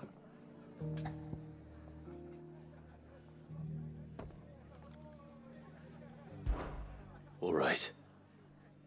Thanks. Wouldn't ask if I didn't have to. There. That should be enough to keep him in Gazal Greens for a few years at least. Gazal Greens. Not the most mouth-watering crop, I'll admit. But they're hardy, they grow fast, and they fill a hole. Better that than something that'll wither away at first frost. And chocobos love them too, which is no small thing. When I say all of us need to pull together to get Eastpool back on its feet, I mean all of us. They ain't exactly succulent, but cook 'em right and they're just about bearable. I'll take your word for it. Anyway, Sir Wade'll know what to do with them. And if he don't, well, I'll go up there and show him myself. I'm sure you will.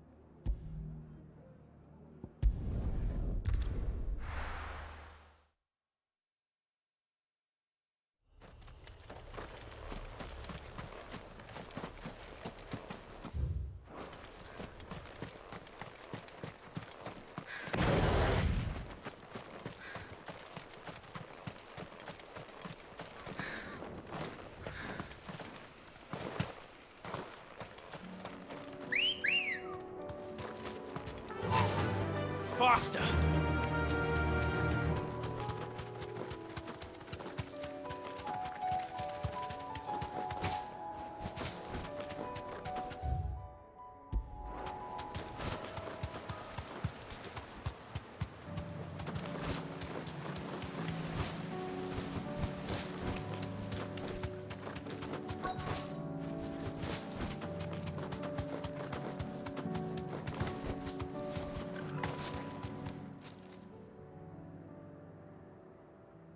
Good.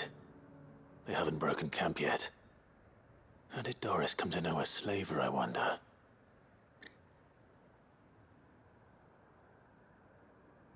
We've waited long enough. She's not coming. Ready the bearers. We're leaving. Back to civilization, is it, Mom? With all haste, lest any of you lackwits start talking like these feckless bumpkins. I presume your men are ready. We've suffered too many delays as it is. Any more and I'll be docking your pay. Yes, Mom. Oh, but before you go, it appears we have company. Kill him. You're welcome to try.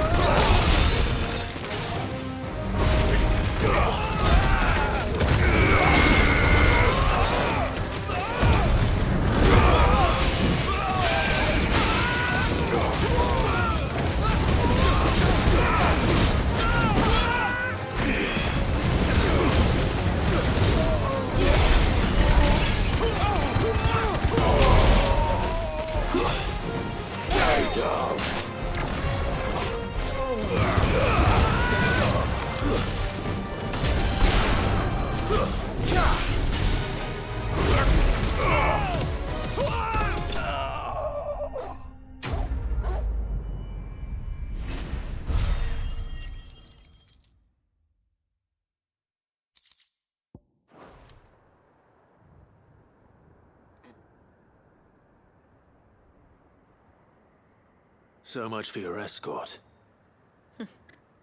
You'll forgive me for not avenging my men.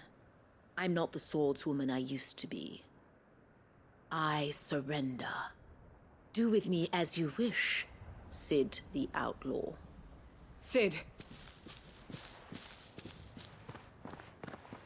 Ah, Doris.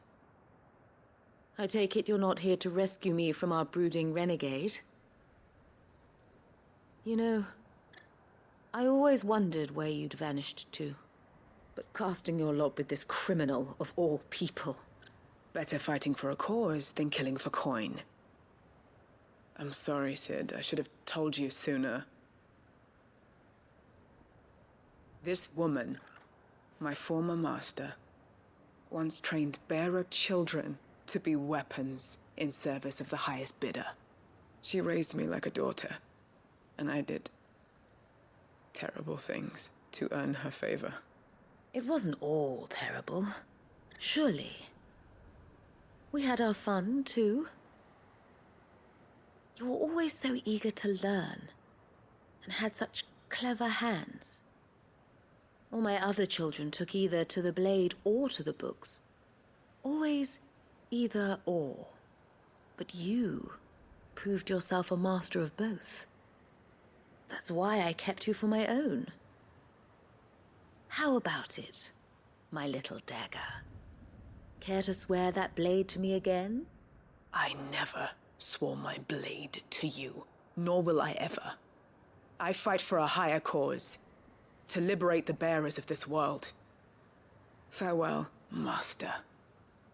Thank you for making me the weapon I am. You always were a righteous child. Perhaps that's the reason I loved you so.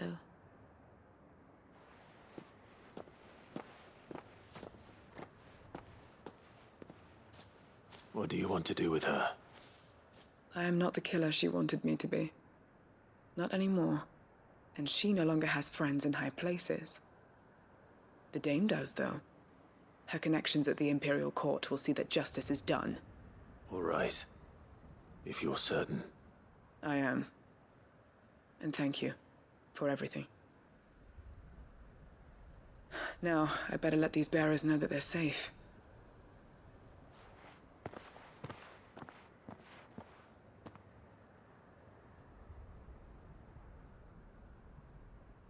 And I should head back to the hideaway and put Cole's mind at ease.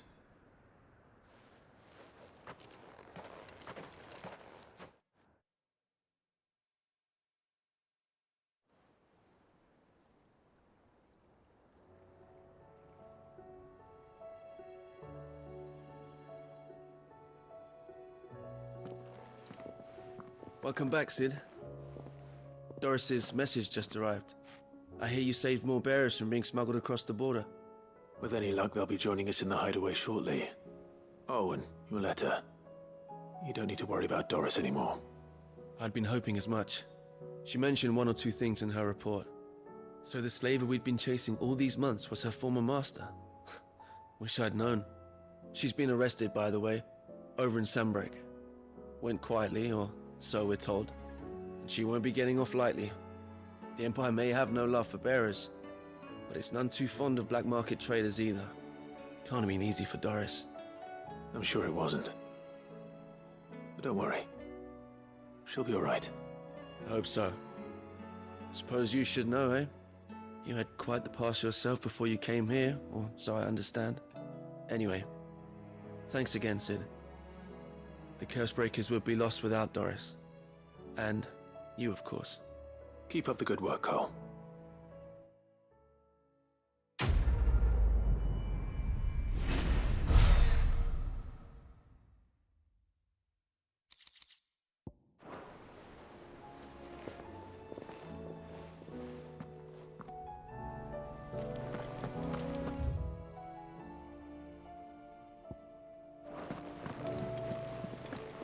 covered in nicks and lumps.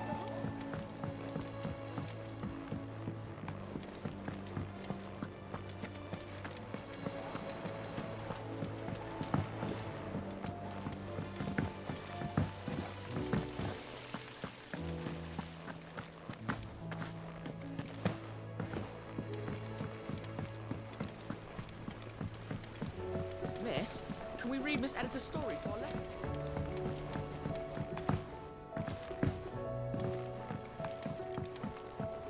With Canva in the hands of Akashic. Ah, Sid. Wasn't expecting you back so soon. So, is it good news or bad? Good, thankfully. Here. Ah, that's brilliant! Thanks a blimmin' million! I'll fit 'em to the smelter right away!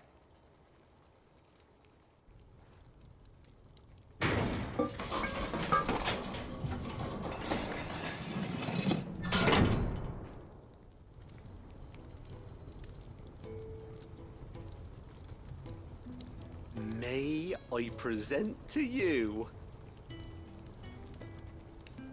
the Telemon Furnace! Ain't bad, is she? She's a beauty. You saved my bacon again, Sid, and I ain't about to let your good deed go unrewarded. It's fine, really. My bag's flexible enough already.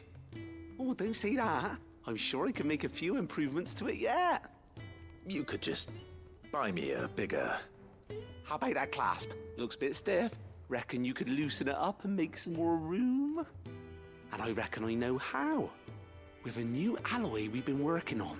The Telemon Furnace was just what we needed to perfect it. It's a metal, see? So it's lovely and strong, but it's also, well, stretchy, if you can believe it. Stretchy metal. Well, if you insist. That is the spirit. You'll love it, I promise.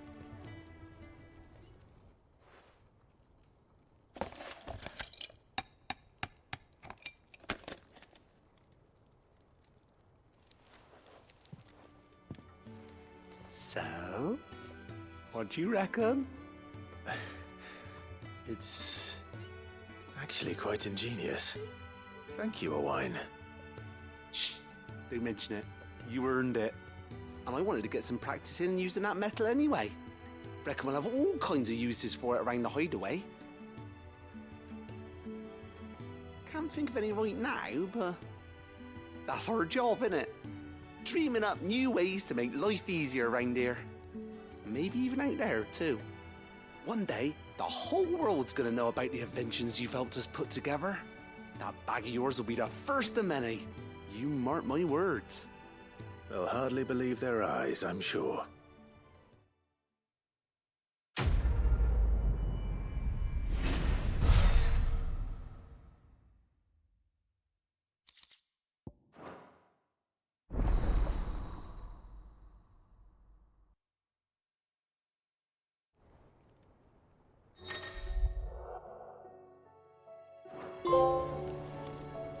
How was she?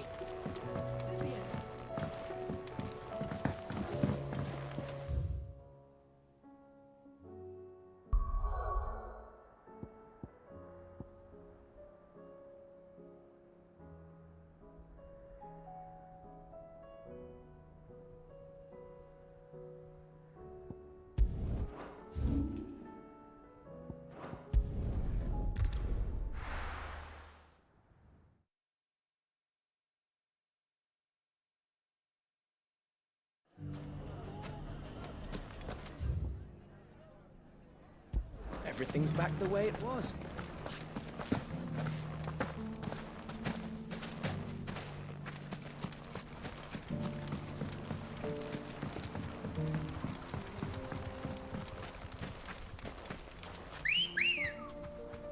Those ne'er-do-wells went to band together.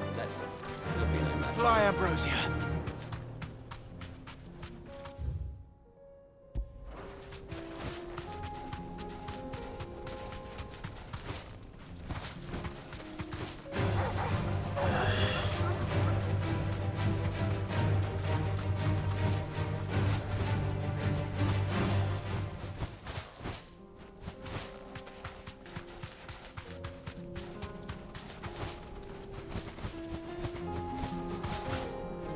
That must be the camp Victor mentioned.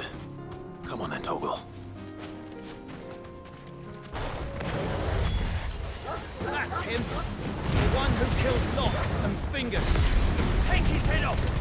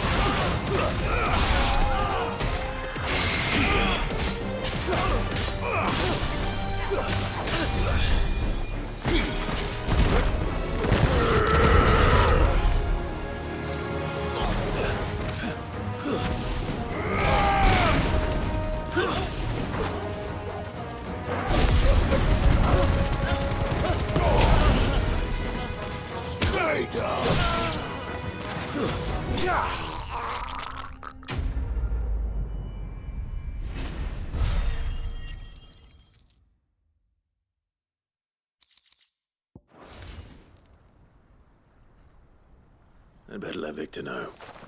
Sid, where are you? Ah, I see the bandits didn't pose you any trouble. No, but that's not why you're here, is it? No. Something's happened. We need you back in Dalimil. What is it? The whole town's in uproar. They're saying that Lubor is a bearer. What? Seems that one of our parties wasn't as thorough as they should have been. They let one of the bandits escape, and his escape route took him right through Dalimil. Some of the children spotted him, and he was about to silence them. And when Lubor felled him with a bolt of magic, and without a crystal. But that's not possible. It is, if he's a bearer and has been hiding it all these years, which is what people are saying. If he has, well, I wouldn't blame him. No man is branded by choice. Still, all those people see is a man who's lied to them all his life. One who was made a leader of himself when the world believed he should have been a slave. Fuck. I don't know where we go from here, but I know one thing. Lubor needs all the friends he can get right now. You're right.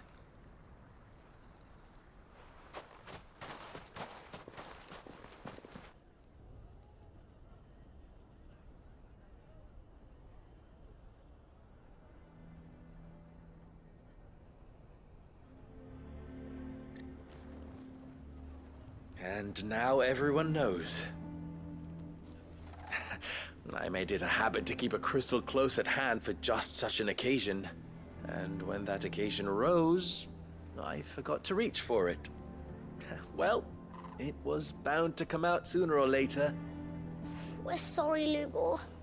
We tried to keep running, but we just couldn't anymore. There's nothing to be sorry for. I rather enjoyed playing the hero for once. All that matters to me is that you two are safe. Look at him talking to his betters like it's nothing. All lies, I'll wager. Just like the ones he fed us all these years. Once people make up their minds, it's hard to change them. We need to do something, and quickly. Convince the people not to let their prejudices blind them. Convince them that nothing has changed. That their enemy lies outside these walls, not within them. You're right. We should speak to everyone. I'm glad you agree. I'll handle the townsfolk. I'm a Dalmec born and bred. They listen to me. You head to the tavern. Make Conrad and Natalie remember who Lubor really is. They know that Lubor and I are friends. I might not make for the most impartial of interlocutors. Lord Underhill of Randalar's League of Merchants, however, is a trusted and impartial mediator of note. I'll do what I can.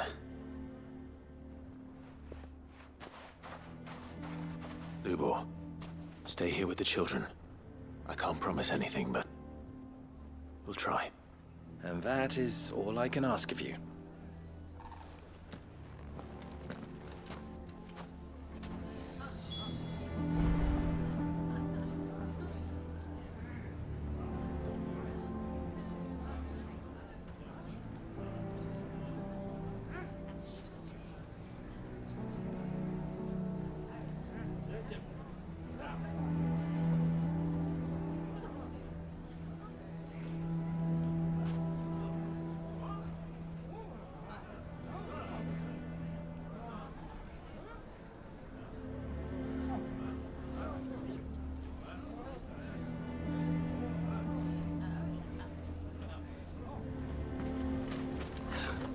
Why are you taking the bearers?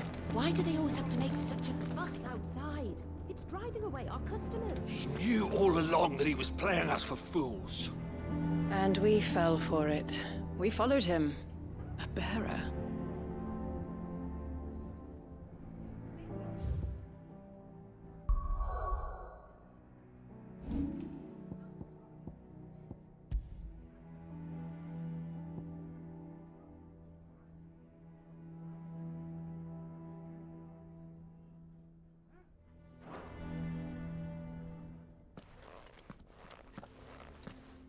Forgive me for disturbing you, but could I have a moment of your time? I've seen your face before. As have I. Lord Underhill, wasn't it? Of the League of Merchants. That's right. I wanted to speak to you about Lubor. The rumors that he's a bearer. All true, I'm afraid. He'll never be mayor now. Not if I have anything to do with it. But what of his wares? Bearer or no, his steel is highly valued throughout the Republic. In this at least, he's done the town a service. Might that not earn him a little leniency? Leniency? He pretended to be one of us when he was laughing behind our backs all the while. I'm sorry, my lord, but he lied to us. He lied to you. He cannot be trusted. So what do you propose? Will you drive him from his home? Close his forge? Perhaps. That is a question for the people of Dalimil, and they will thank you not to get involved.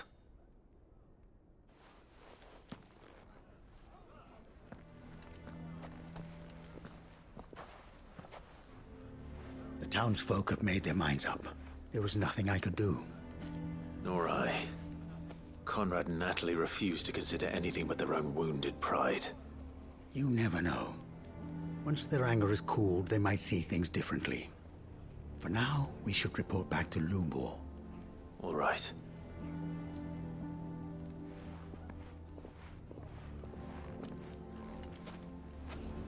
Why do they always have to make such a... Why the hell would Victor take the bearer's side? For a share in Lubor's ill-gotten gil, perhaps?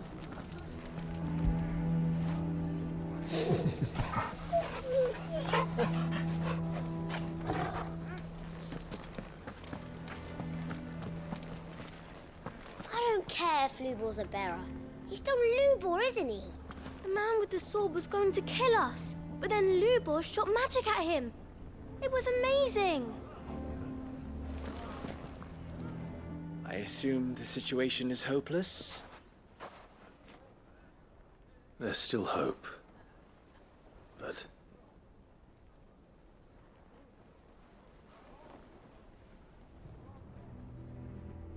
But perhaps not in this lifetime, I think it's fair to say. You mustn't think like that, Lubor. Give them time. They'll come around. We'll talk some sense into them in the end, you'll see. No, you won't. And your efforts would be better spent elsewhere. But Lubor... Rosina would often tell me that steel does not lie, that a blade is a reflection of the smith who forged it. To yourself be true, that was her point. Rather an ironic one when you consider that her life was taken with a blade of her own making. But I do not doubt that she was always true to herself and what she believed in. right to the end. And so must I be. I must do what I know to be right, no matter what others might think of me. And now, I know what that is. I must embrace my new role of villain so that the people of Dalamil have something to unite against. For only united can they hope to stand against the threat that awaits them.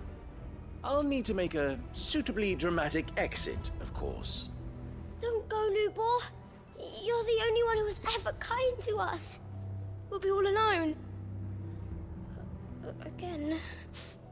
Trust me, little ones. It is for the best that I go. Not only for the town, but for you, too. How could it possibly be for the best? These children need you. The least you can do is give the townspeople a chance to change their minds. I would not take it, Victor. It's over. Over, you say? And so just like that, you're going to throw this town and these children to the wolves? I thought you were better than this. But it seems you had me fooled as well. Victor. Forget it. Do what you will. You sure you're making the right choice, Lubor? Of those available to me, I believe it's the best one. Yes. Ah, but where are my manners? Here. Your reward for clearing out that bandit camp. Right then. I have packing to do. If there's anything I can do. Anything. I'll bear it in mind. Thank you.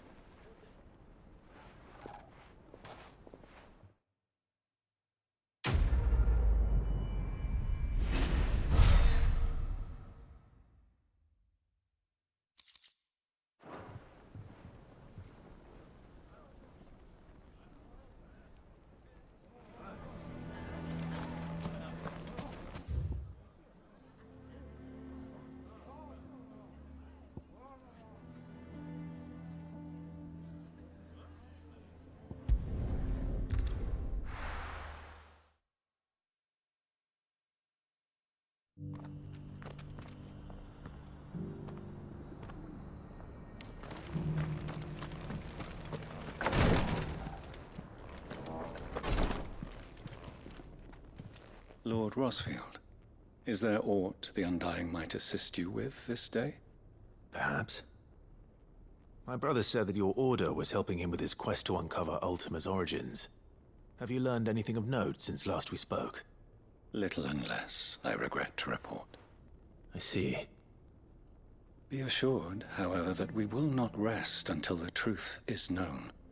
Even now, our archaeologians scour ruins in every corner of the realm for traces of Ultima's touch. Fallen ruins, I take it. Dating back as far as Phoenix Gate. Indeed. Ultima's thralls are oft sighted among the remnants of the fallen civilization, as if protecting the secrets concealed within. Secrets we'd see unearthed. Should our methods be of interest, my lord, mayhap it would please you to observe some of our number at work. Would that be possible? Of course. A survey is being conducted not far from here. Perchance you are familiar with Kretov, a small hamlet built around a fallen airship. I was due to visit my colleagues there to collect their preliminary findings, but if you would consent to do so in my stead, I'm sure that they would be honored to relate any discoveries they have made to you directly.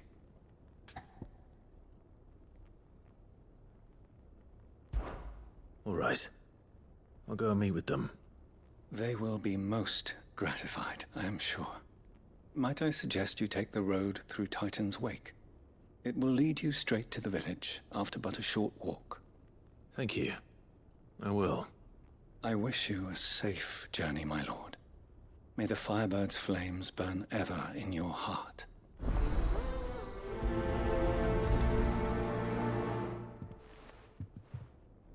My colleagues await you in Kretov, my lord.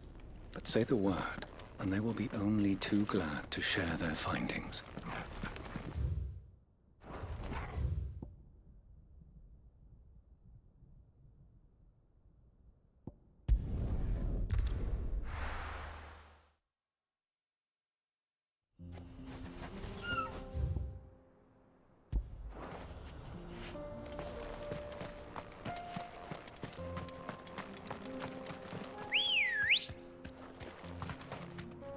Ready, go?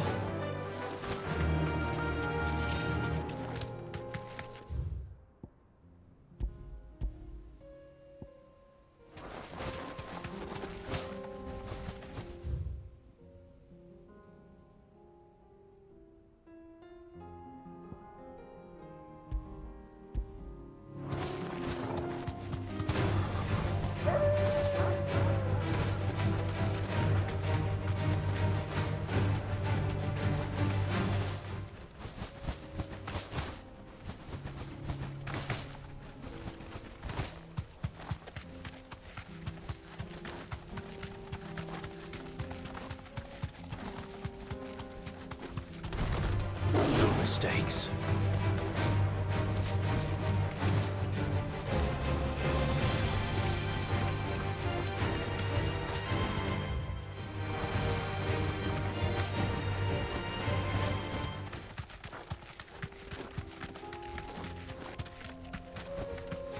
Thanks, Gal.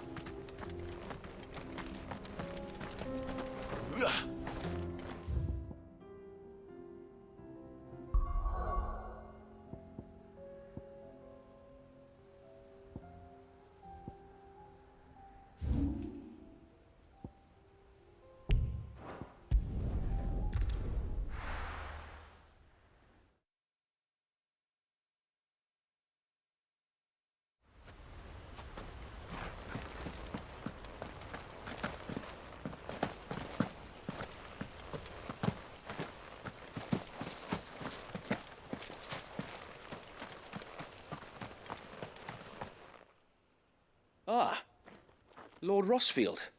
What brings you to Eastpool? A delivery from Martha.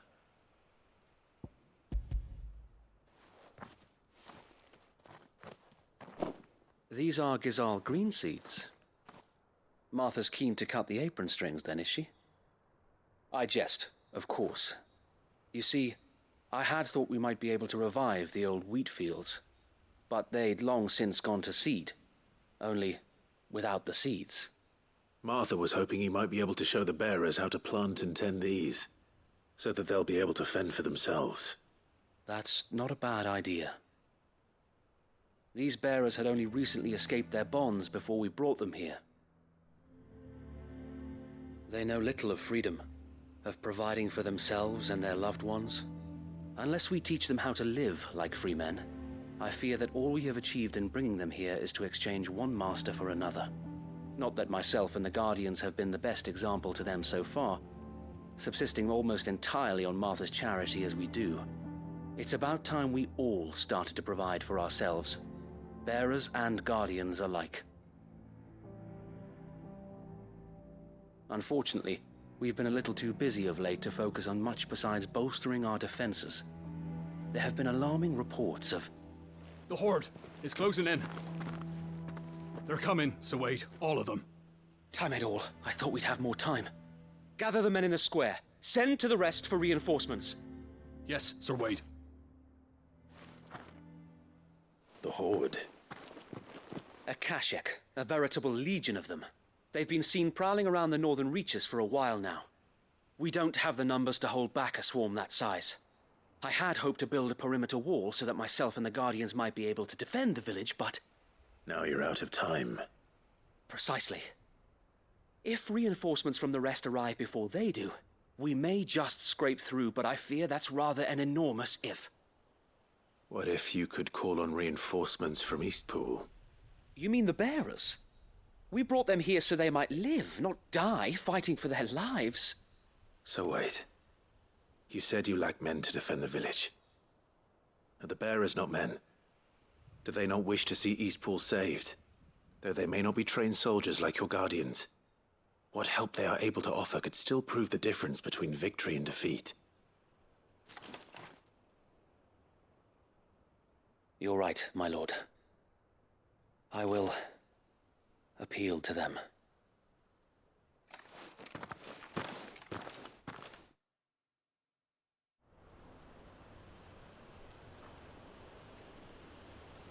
My friends, I humbly beg your aid.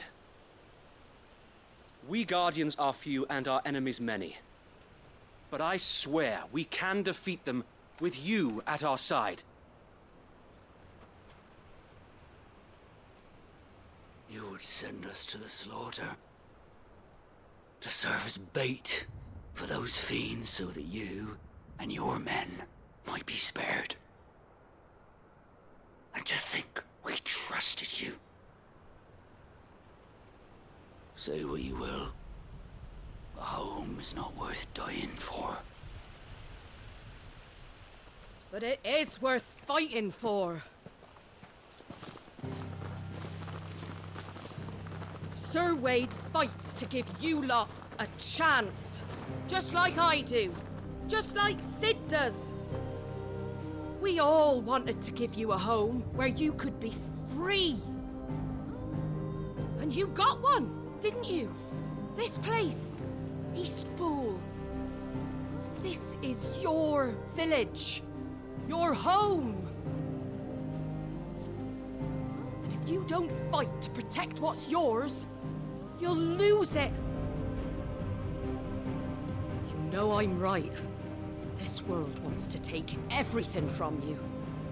Everything. Your homes, your freedom, your very lives. So then, are you going to stand by and let that happen to you? Are you going to accept fate like good little Bran did and die, having never stood up for yourselves? Or will you fight like free men and women?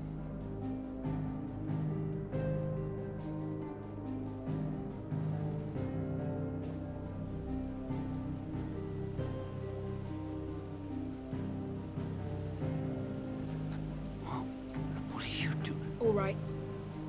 Give me a sword. I never dreamt I'd have a home of my own. And now that I have, I don't want to lose it. I will protect what's mine, or die trying. We all will. Free men and women, fighting together.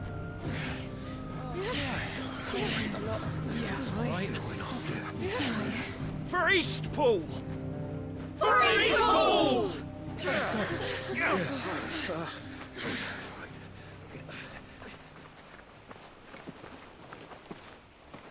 Thank you, Martha. Don't mention it. Just promise me one thing. That you'll show them how freeborn fight. Gladly.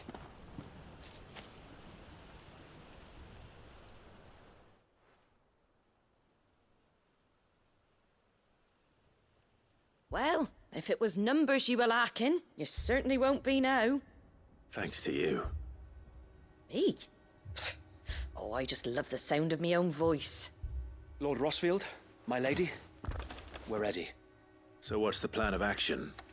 We'll divide our forces into several small detachments, each made up of guardians, bearers, and guards from the rest. These will position themselves at strategic points around the village. Upon engaging with the Akashic, each detachment will keep the creatures occupied as best they can, steadily retreating all the while. You're going to lure them into the village? I am. We will have neither the time nor the resources to treat the wounded, so injuries must be avoided at all costs. Instead, we will focus purely on defense at first. By coordinating our withdrawal through the use of messengers drawn from among the bearers, we will aim to have the swarm converge at a point of our choosing. With luck, that point will be the village square, the perfect place for our most able warriors to surround them and fall upon them, and for you and I to finish them off. A sound plan, but one that'll require a leader with a cool head and strong nerves to coordinate the retreat. I'd say you have both in abundance, Sir Wade, but you'll be needed. Please, leave the last of the fighting to me. Ha! And let you have all the glory. Sir Wade! They're here! Then you know what you must do. We work together, everyone playing their part, each shielding the other that no man might fall, that Eastpool might live on. For Rosaria! For Rosaria! We've no time to argue, my lord. I'll do as you ask. And I will do as you ask. Suppose we'd better do our bit too, then, eh? Right you are, Martha.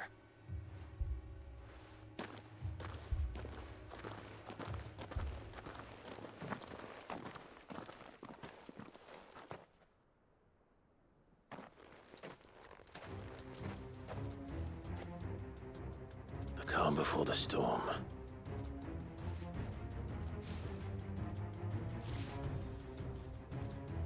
And here it comes.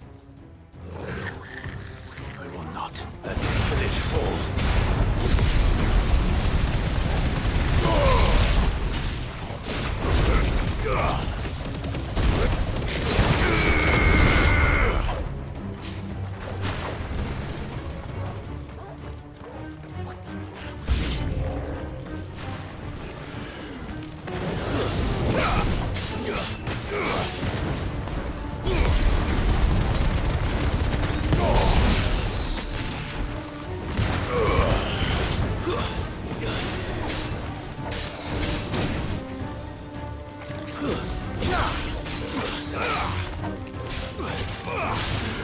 It's over.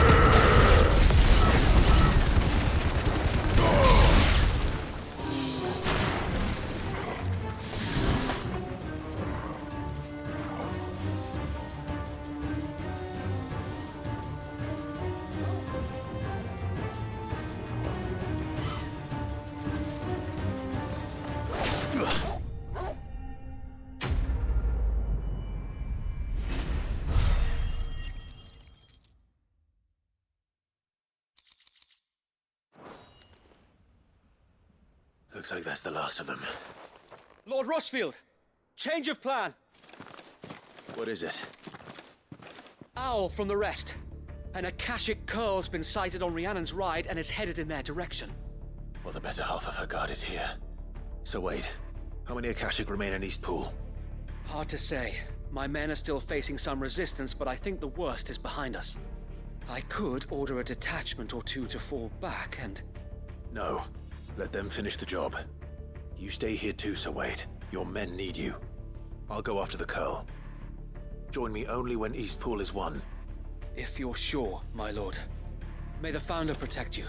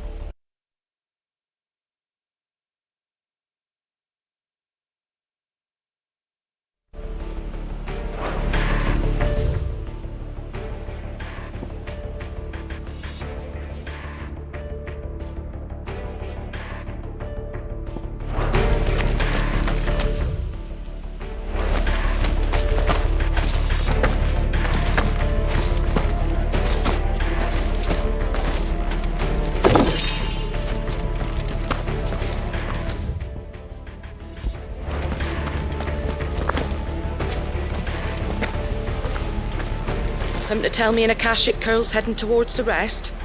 Get yourself down there. We can handle things here. Next one's mine.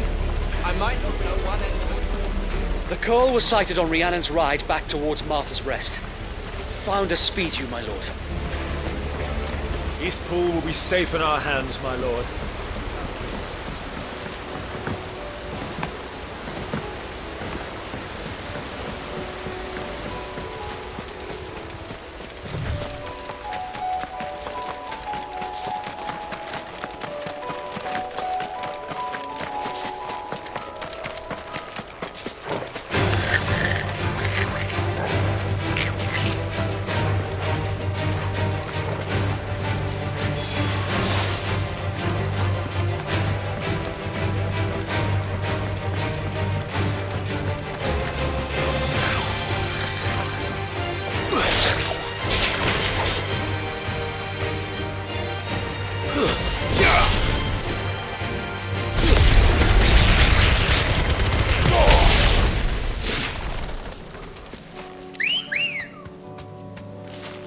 Come on. Fly, Ambrosia.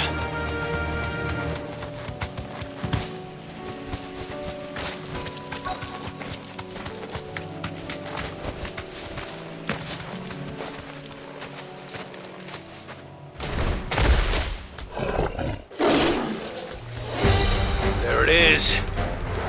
With me, Torgal.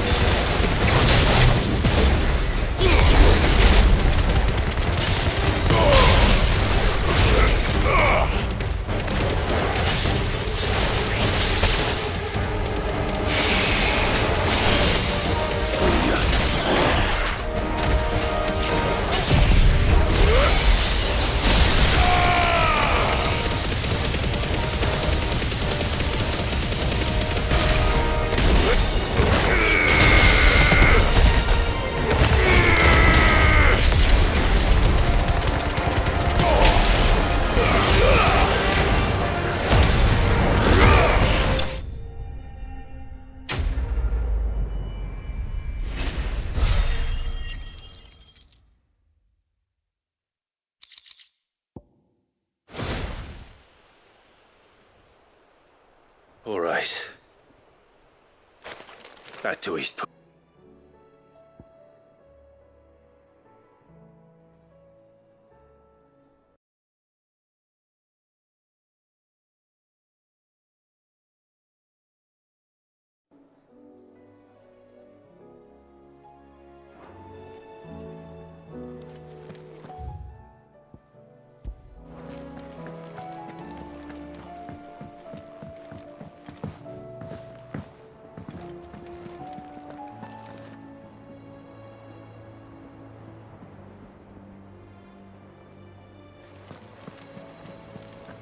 Covered in I suppose you've got nits quite and the tale to lumps. tell.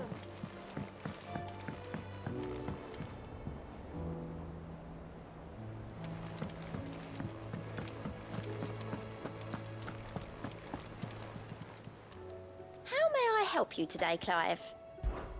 Come to claim your just desserts? You earned this. All done?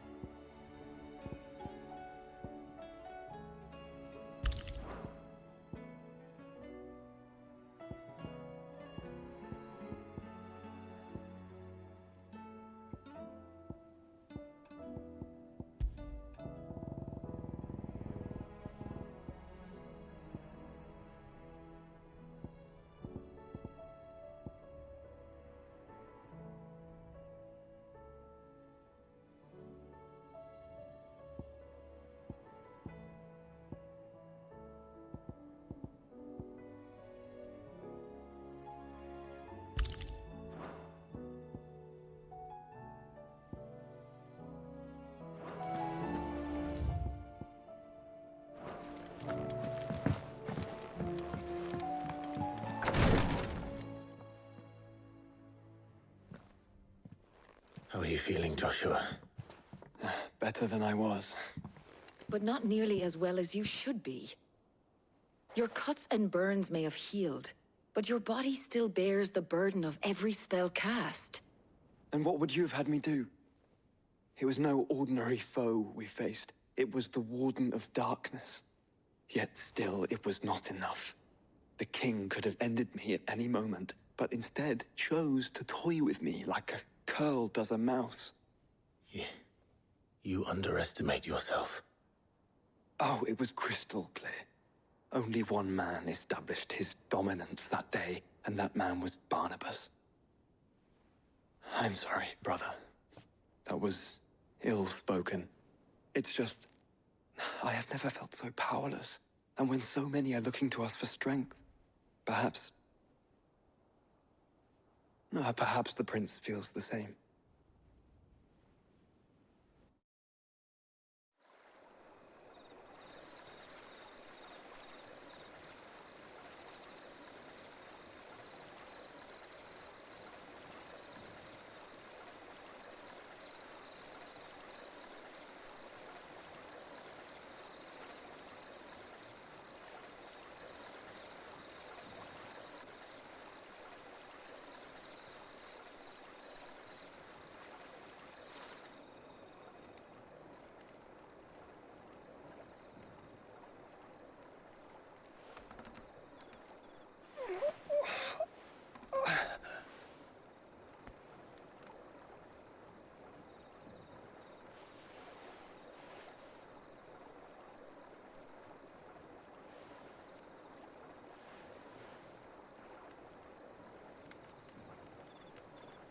What is this place?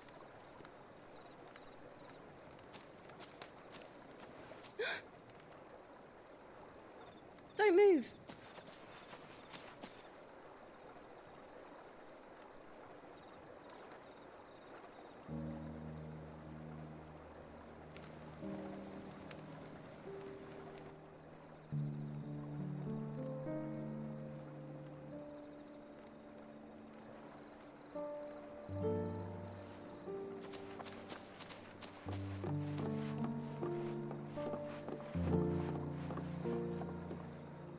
Here, it's fresh from the well.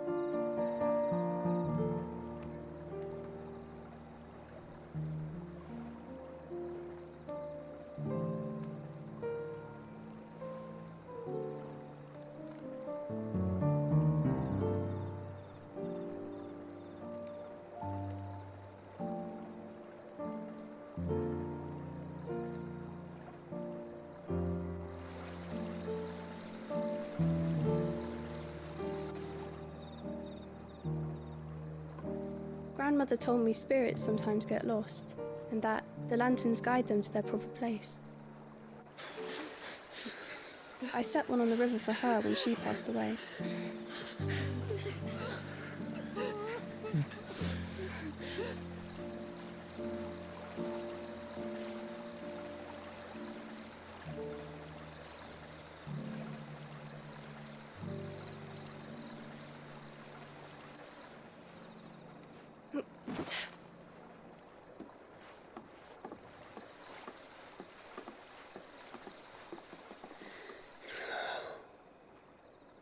The fiend works from the shadows.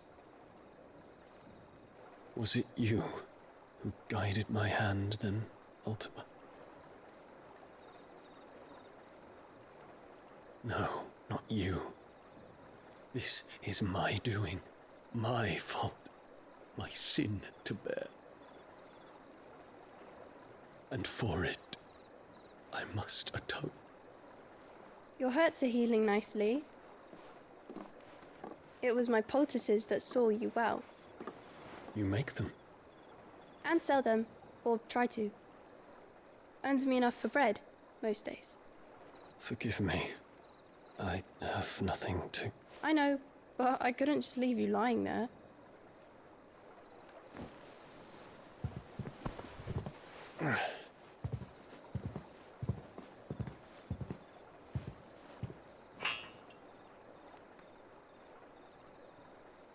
You're going then? Of course. I'm healed. Thanks to you and your poultices. Will you promise to come back and visit?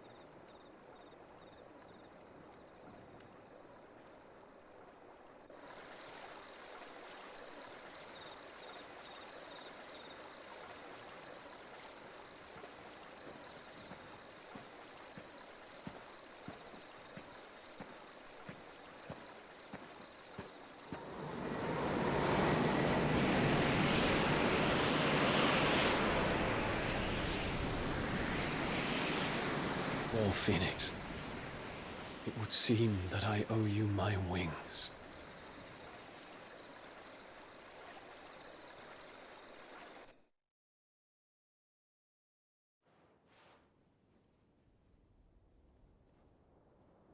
Perhaps he can find an answer. You will be returning to Waloed soon, I gather. I see no reason to wait. Then neither do I. I can think of a few, but I doubt they'll stop you. You will take your medicine. Of course, Lady Daya. Set on leaving already, are you? How long will it take us to get back to Ash? Dunno, about the same amount of time it took us to get here. Maybe less, if your uncle can find someone trustworthy to patch up the Enterprise. All depends on where we're putting into port, mind. Yes. It's not as if we can put ashore wherever we choose. We have to assume that the whole of Ash is hostile, and that we'll be attacked on sight. Then we must find a place they won't think to look. And I have an idea who might know of one. The Professor! I'll go and tell you coming! While you're plotting our course, I'll be in the shelves with your lawsman. I wish to pick his brains about Ultima. Then I'll talk to Karen about supplies for the journey. They may not be easy to come by in Ash.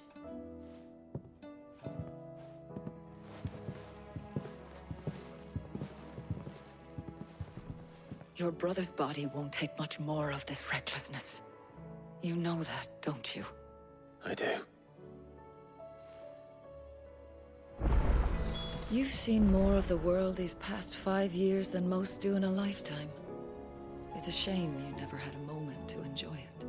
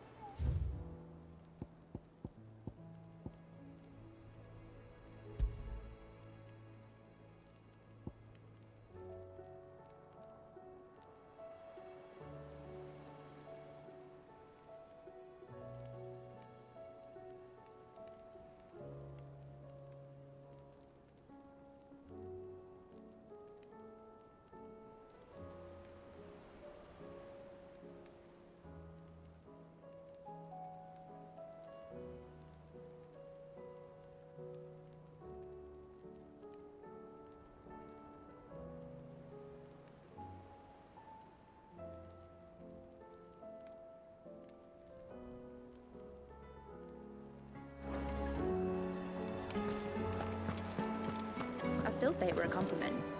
Say it all you like. It doesn't make it true.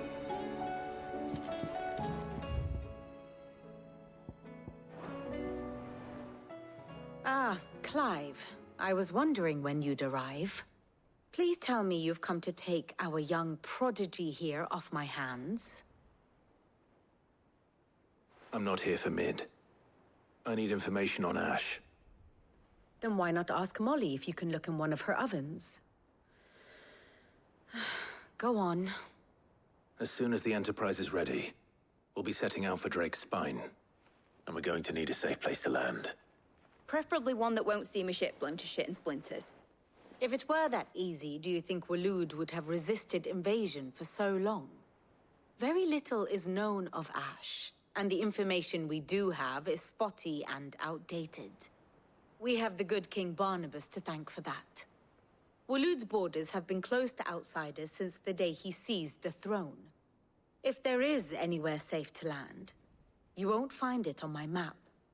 Then tell us what we will find. I'm sure you know better than we do. But no splinters. All right. If it will get you out of my hair. But interrupt me, and it's over.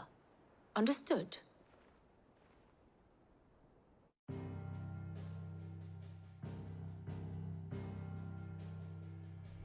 Barnabas Tham, the one they call the Last King. Understand him, and you will understand the kingdom of Waloed. Barnabas was only a boy when he arrived from beyond the southern seas, and barely a man before he united the ragged tribes of Ash. And having unleashed them upon the formidable Veldamark, he set his throne upon the ancient kingdom's ruins. The victory sent shockwaves around Valisthea, tales of Odin's might spreading through every court, parlor, and drinking hole in the realm. Note that this was in the year 843, and that the king still sits upon his throne some 40 years later, quite untouched by time. Waloed's recent inaction left many wondering if Odin had lost his appetite for war. And yet here we are. The Einherjar was committed to the fray, a bold declaration of intent. Orcs swarm around Drake's Fang, and throngs of Akashic haunt Canva's streets. Though how precisely the havoc they wreak serves Waloed remains unclear. Regardless, if the order to attack truly came from King Barnabas, then one thing is certain. Waloed has achieved the impossible, and made bedfellows of beastmen and the ether-addled alike. All of which is a roundabout way of saying that you will be in unknown territory when you set foot on Ash. Much of the continent has already been lost to the Blight, and what few ports remain will be fiercely guarded. And that is to say naught of its natural defenses. Offshore currents will cast an ill-equipped ship out to sea one moment, and dash it against the rocks the next. But then the Enterprise is anything but ill-equipped, and Mid has made land there before. Now, if only there were someone with an intimate knowledge of the Shadow Coast, and where a daring gentleman might put ashore.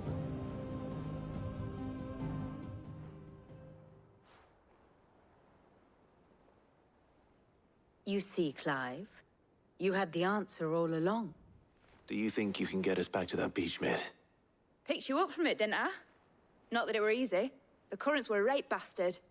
But then, if it wasn't hard, it wouldn't be worth doing, would it? Well said. Thank you, Lady Vivian. If a few morsels of common knowledge and a sprinkling of tavern talk are worthy of your thanks, I wonder what genuine intelligence might earn me. Probably more visits. Mid, I need everyone in the ale hall now. I'll fetch Joshua from the shelves. Aye, aye, Captain.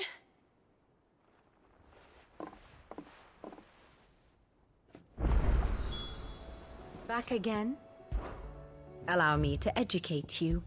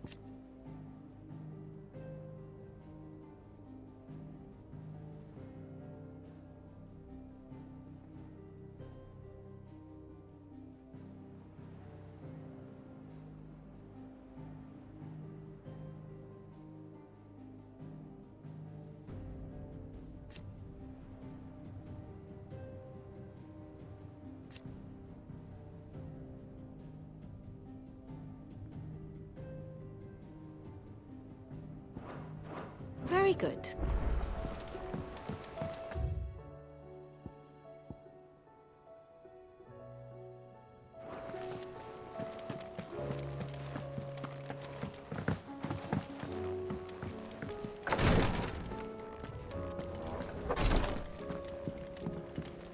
Please, Your Grace, stay strong. Ah, my Lord Marquis. It was the greatest honor of my life.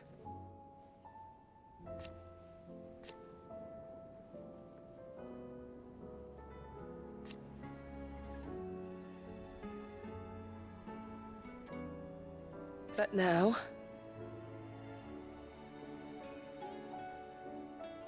so I bid you. Your companions are kind indeed. I must admit,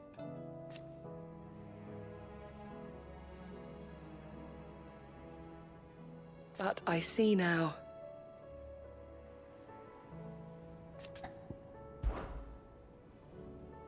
Yote, is anything the matter? You seem troubled.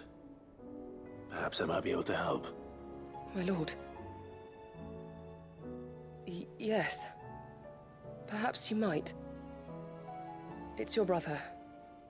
His condition continues to worsen, though he does his best to hide it. The lesion on his chest pains him more with each passing day. I had feared as much. There are certain elixirs which can ease the suffering of those afflicted by the curse, but... But His Grace's case is severe. The drafts I have been able to prepare for him thus far have ceased to have any real effect. So I consulted with Talia and certain of my comrades among the Undying about the possibility of finding something stronger. And thankfully, a recipe was found. The only problem being that the critical ingredient is exceptionally hard to come by, and our supplies are almost exhausted. Unless we can secure more soon, your brother's anguish will likely become unbearable. My lord, I know that I have no right to make demands of you. But would you help? For Joshua's sake. For Joshua? Anything. Thank you, my lord.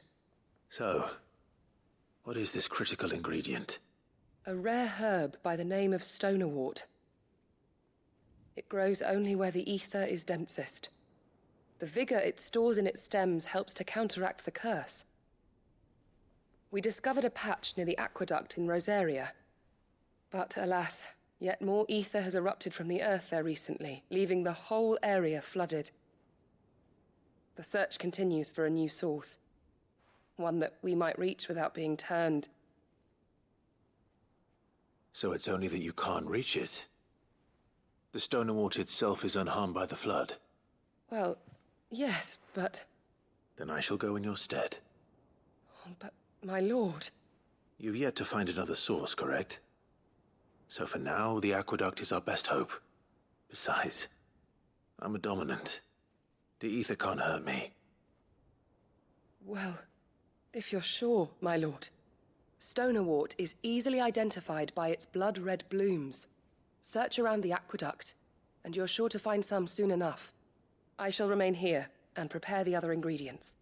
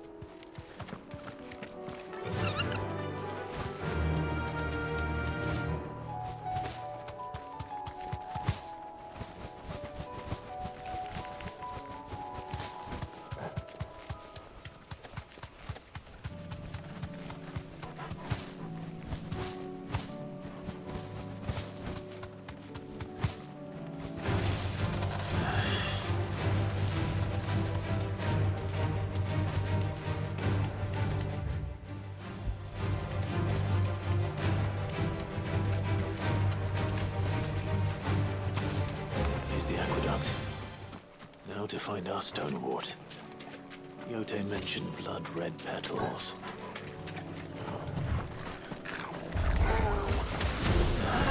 Just my luck. Well, I can't do anything till they're gone. There's only one thing for it.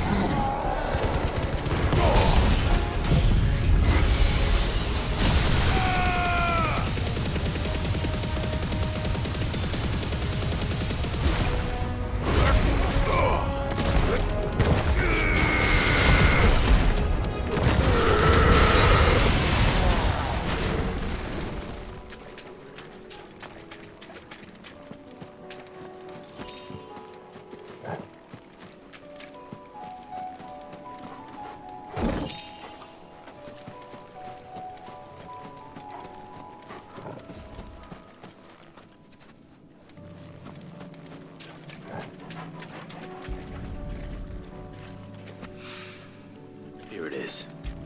Better collect as much as I can before reinforcements arrive. All right. That should do it.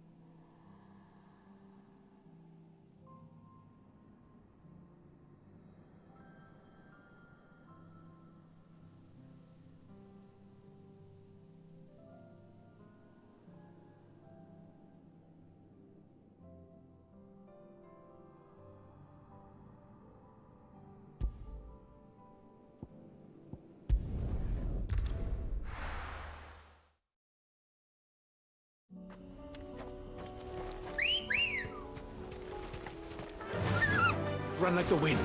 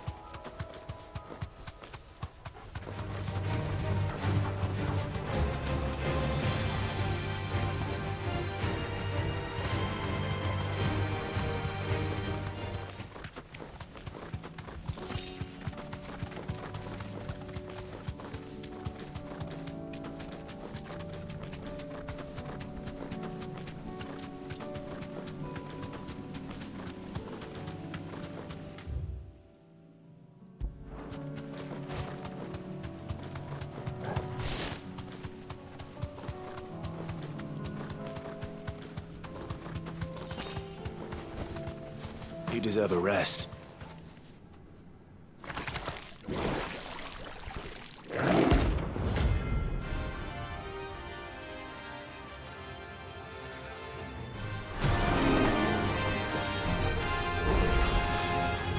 Take us unawares, did you?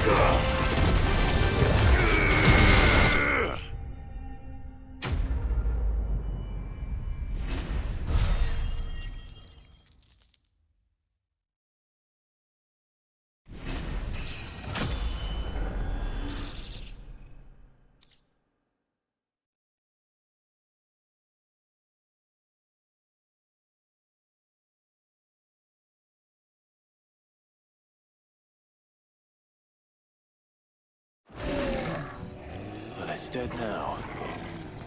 Whatever it was.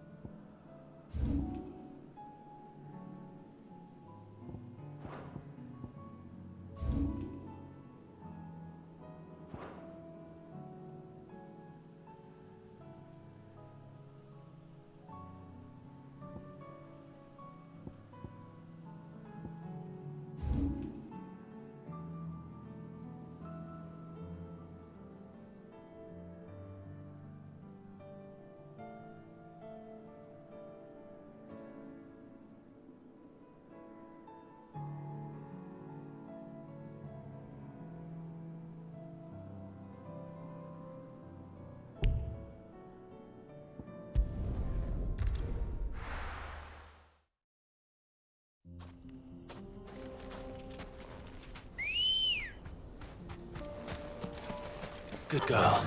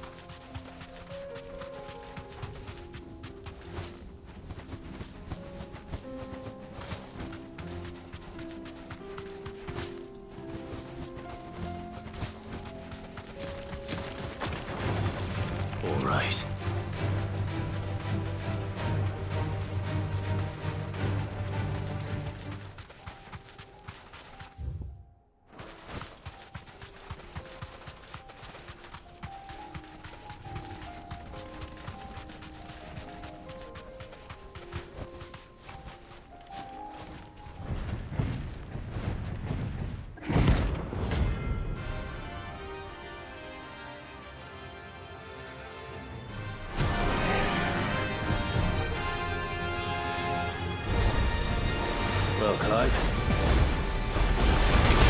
pick a sword.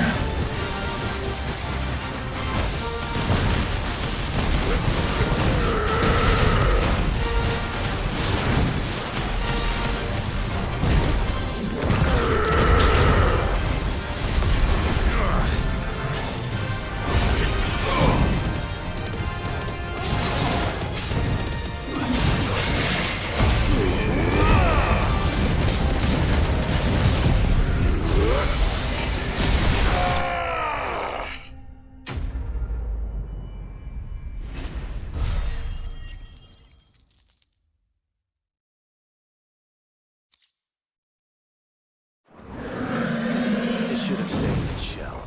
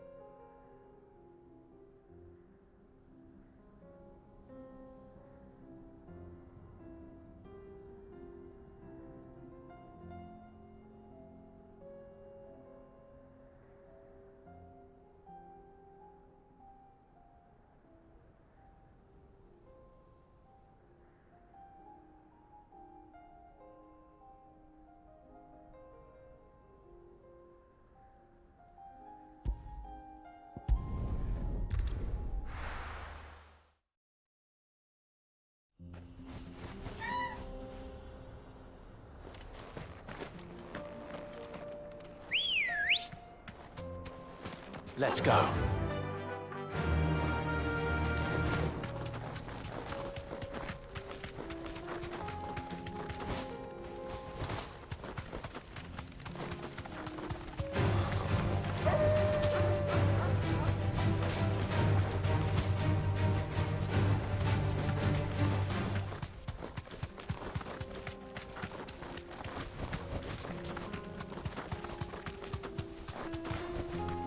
Straight home now.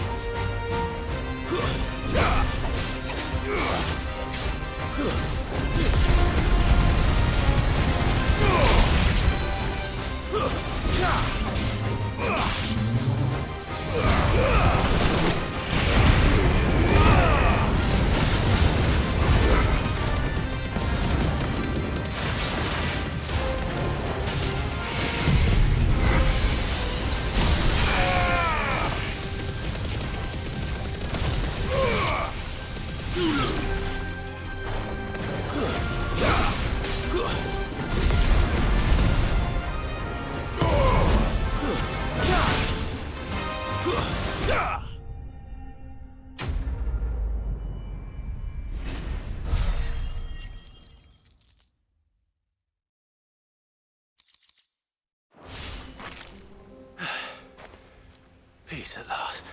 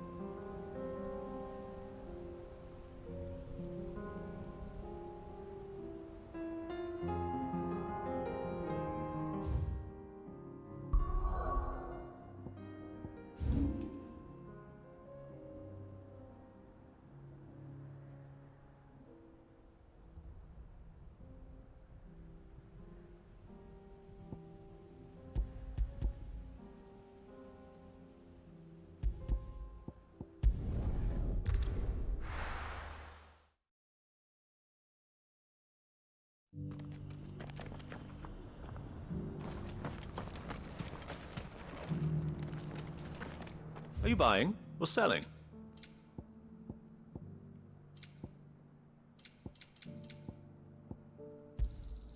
Anything else?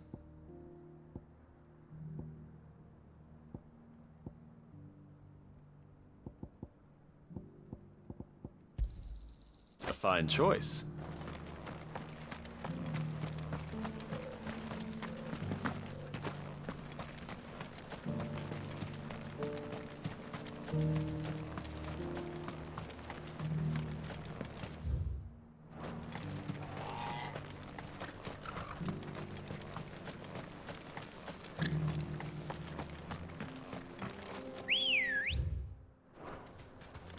Let's go.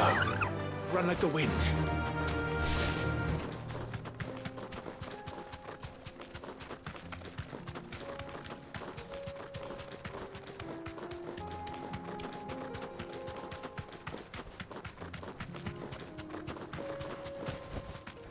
You deserve a rest.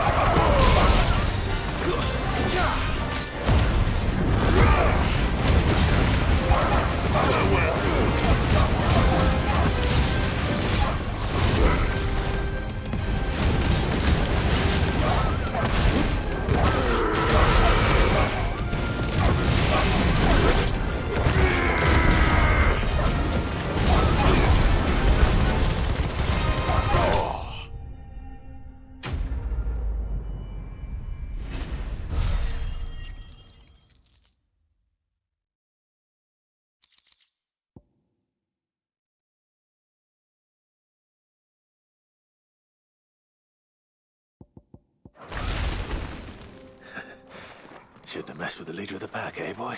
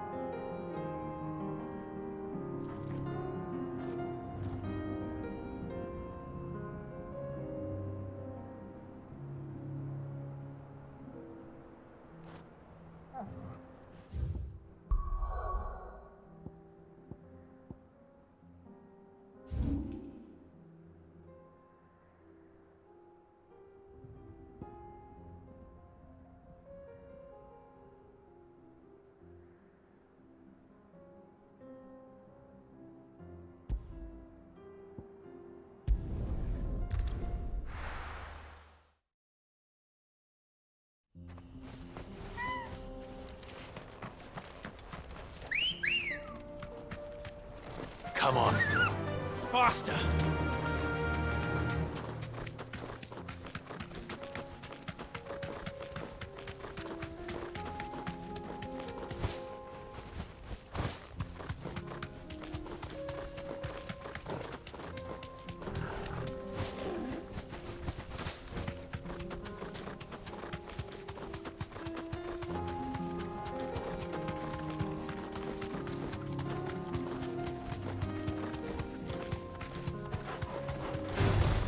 This won't be easy.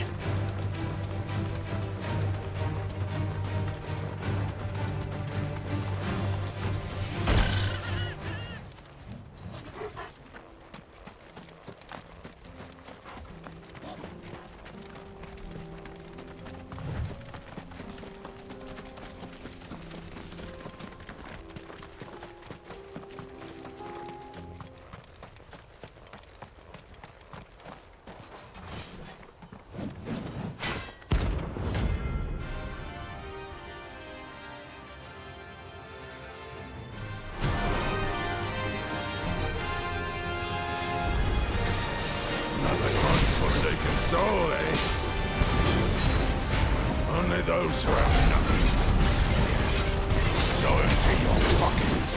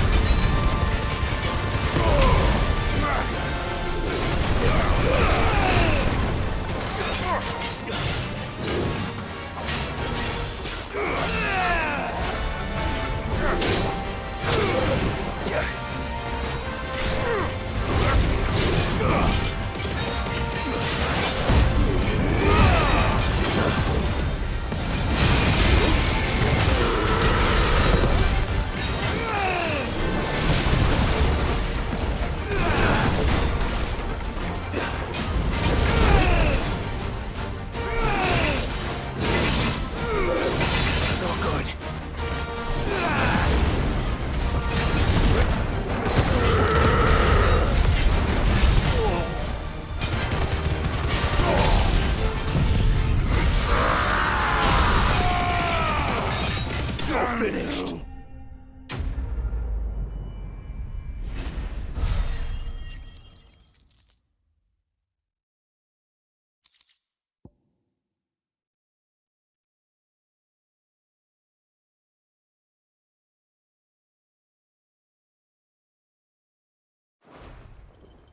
A deserter turned outlaw.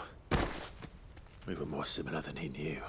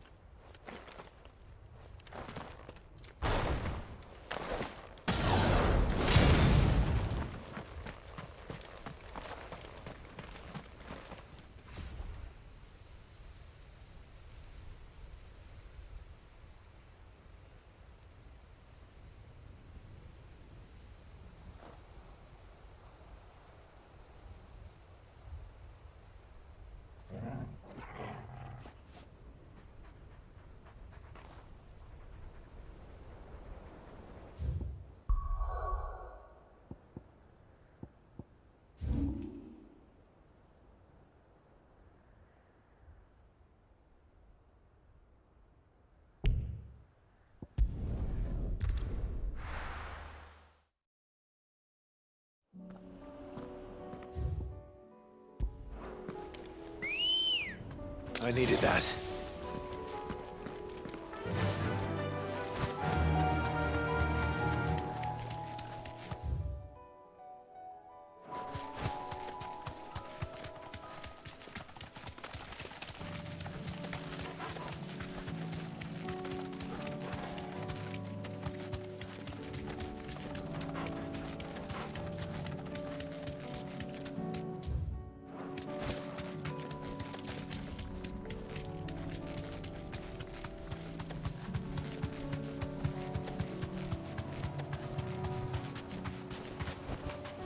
You deserve a rest.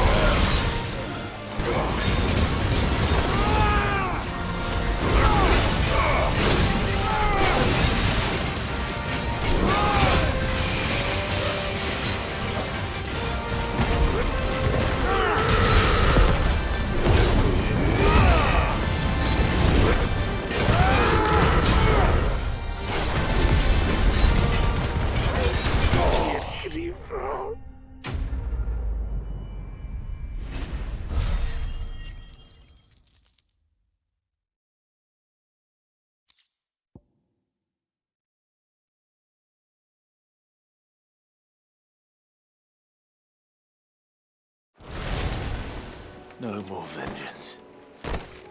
No more war.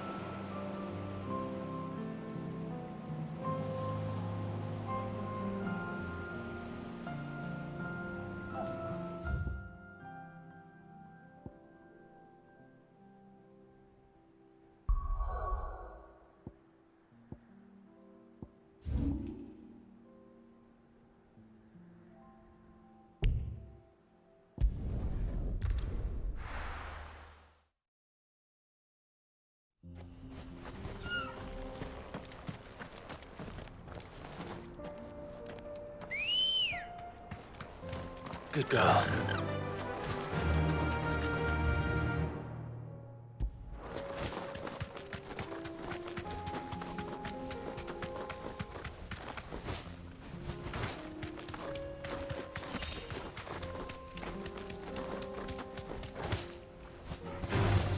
This won't be easy.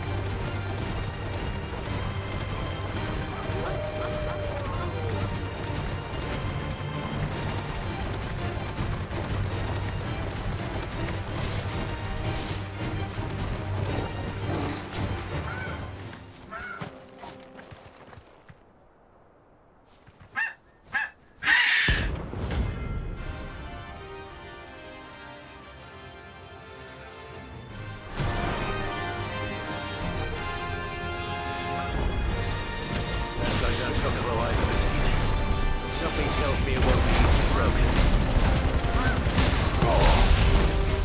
That's better.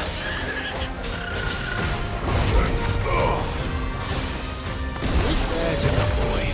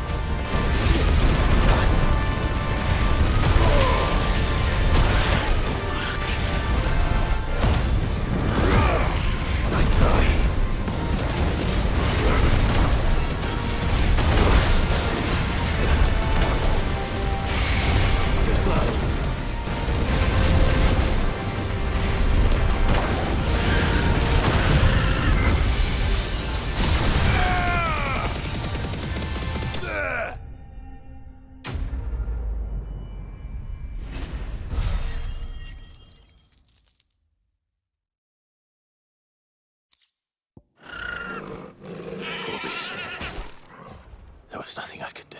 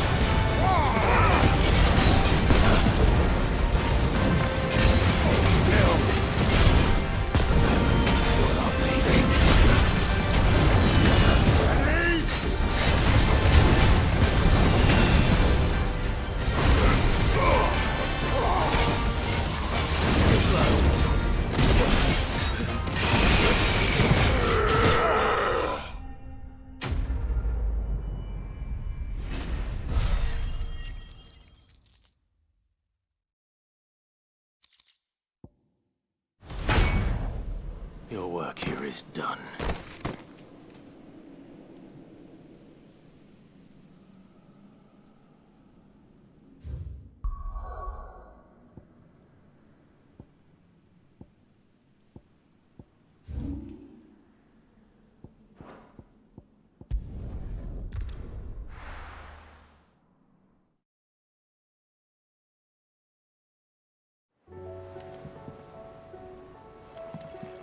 Karen says she'll provide what she can for our voyage to Ash, and has even agreed to forgo payment. Until our return, that is.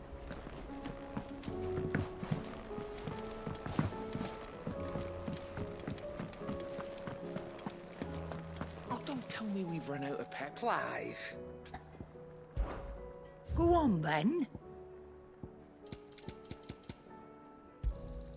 You're rubbing me blind, you know.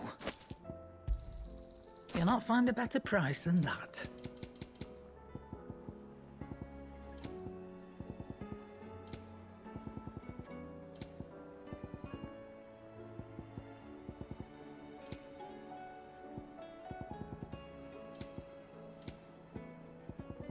Come again. Or don't. I'm not much bothered either way. Do you recommend?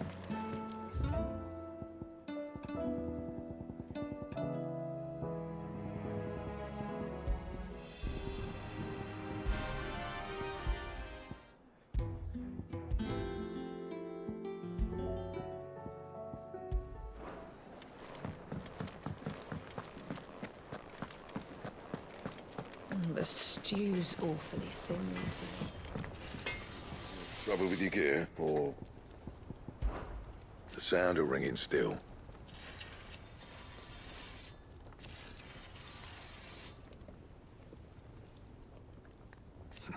So we won.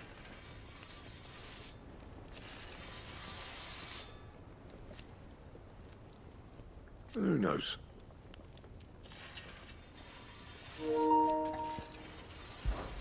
So, what'll it be?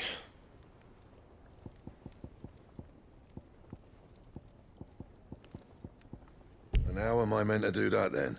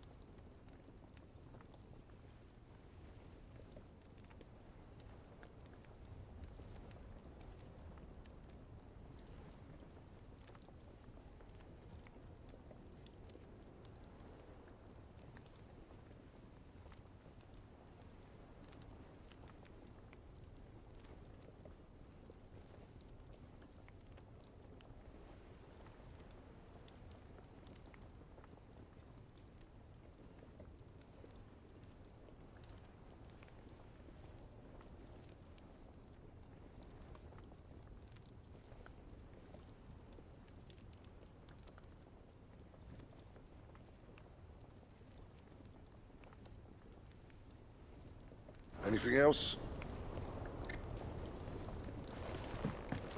Don't tell me we've run out of papio nuts and all.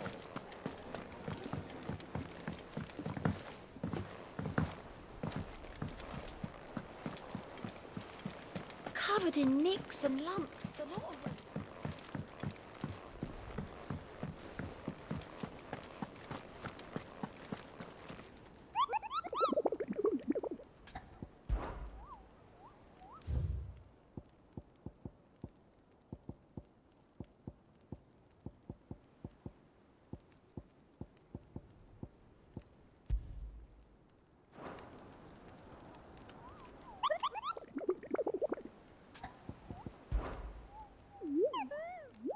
What did you find down there?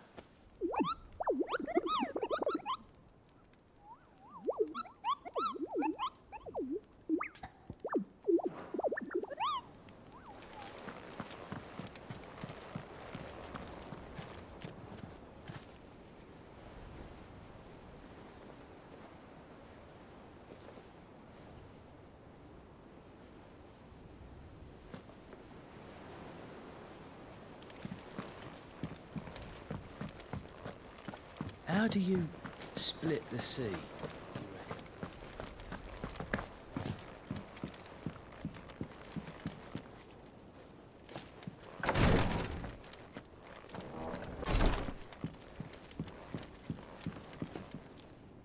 Yote, I brought back all the stone and water I could find. Will this be enough?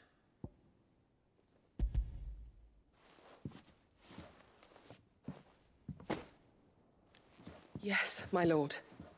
Thank you. I'm sure it will serve us until we can find another source. I'm very glad to hear it. You and His Grace are very much alike, you know. You think only of how you might help others, and never of the danger to yourselves. No more than you have minding my brother. You've risked a lot for him, and I thank you for it. I am honored that you should say so. But I beg you, my lord, do not give too much of yourself for the sake of others. We could not afford to lose you. I'll keep that in mind.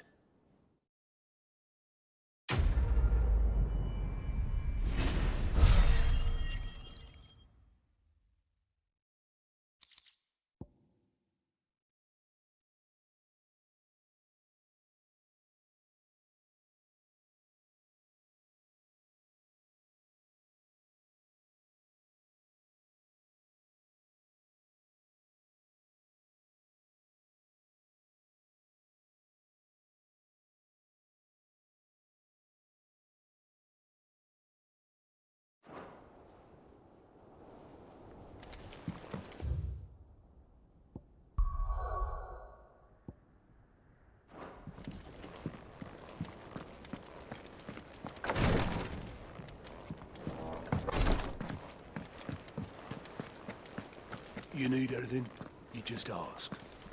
We might not.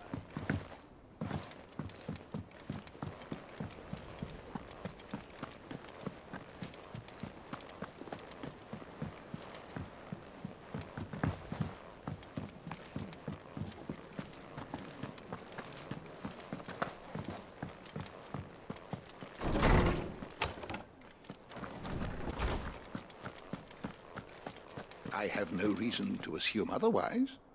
Well, then that changes everything. Clive, you must listen to this. Lawsman, tell him. Do you recall when we spoke before on the divinity of Ultima? Well, it inspired me to delve deeper into the subject. And what I discovered appears to agree with the findings of His Grace. You will recall that my quest to uncover Ultima's origins began with the mural at Phoenix Gate. But while I've always known it to be important, its secrets have heretofore eluded me.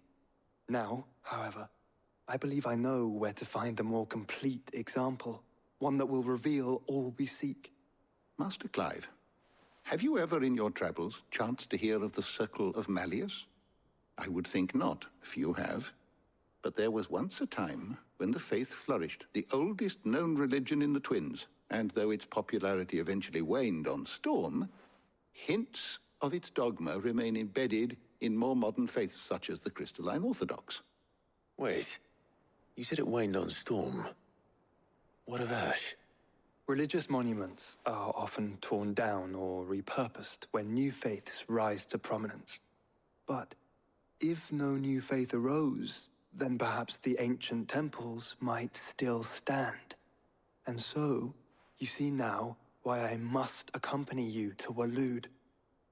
It would appear the past still has much to teach us, though in this case, it would not have been possible without the musings of Moss.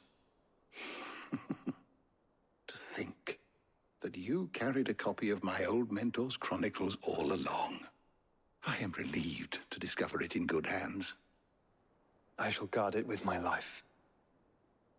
Joshua, if you're finished here, join me in the ale hall.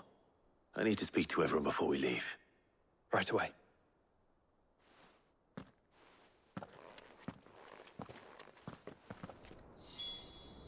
If it please your grace, might I one day borrow the chronicles? For a short while.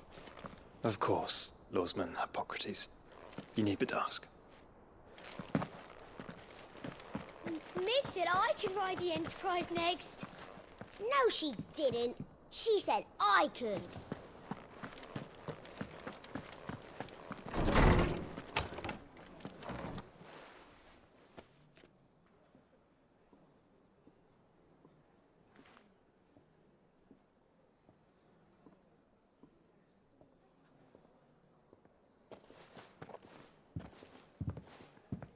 My apologies. By now you've all heard where we're going and why. So I won't bother you with the boring details, only the important ones. If we attempt to approach Stone here by sea, there's a good chance we'll be sighted and fall prey to the capital's artillery. So instead, we'll disembark on the southwest coast and make for Drake's Spine on foot. I say we, but it's highly likely the entirety of Ash is under the rule of Ultima. A large party would only attract unwanted attention, as well as slow our march and require supplies which may be difficult to obtain. Only Joshua and I will be going.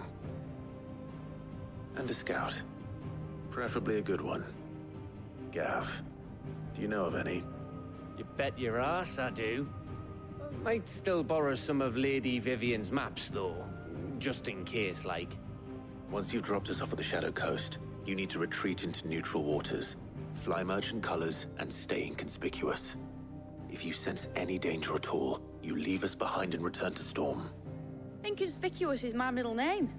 But like hell am I leaving anyone behind. The ship ain't going nowhere till your scurvy mugs are smiling on deck. Jill, the Enterprise will appear a tempting target for royalists and pirates alike. You're to stop anyone boarding. Don't worry. I'll keep the ship and her crew safe. You'll be needing passage home, after all. But... very well. If there are no questions, I'll see you all at the docks.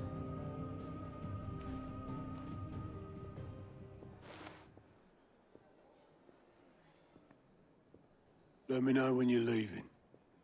I want a word before you go. Of course.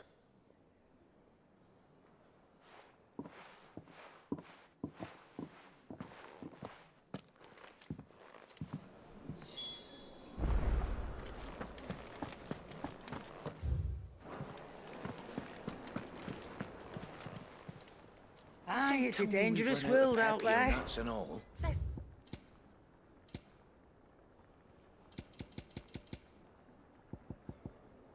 Is that all?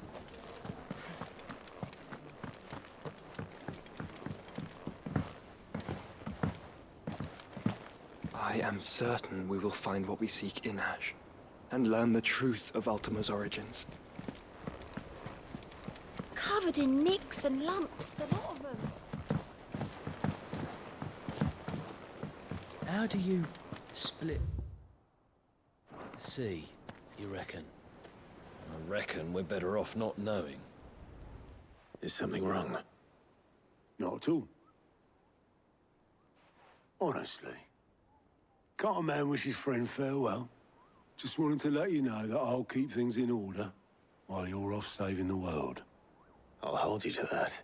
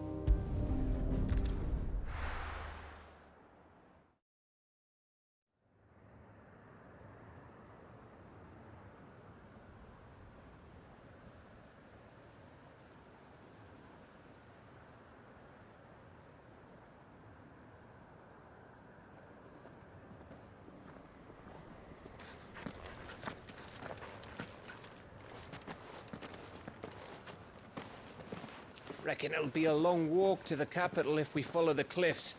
I'll scout ahead, see if I can't find us an inland route.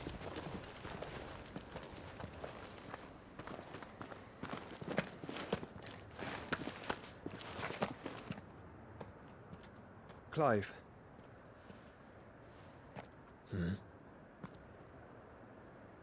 There's something I've been meaning to ask. You took her icon, didn't you? Yes, I did. She understood.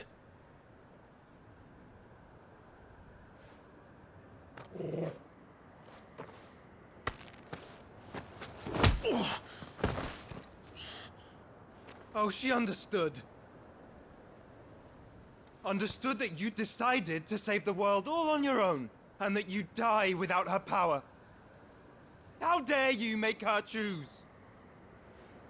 You knew damn well she'd never refuse you. But I will. You can't keep pushing us away, Clive. The world is ours to save, not yours.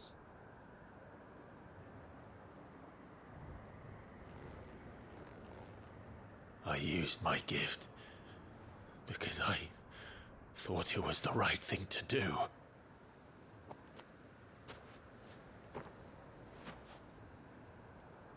And you truly believe this will save you?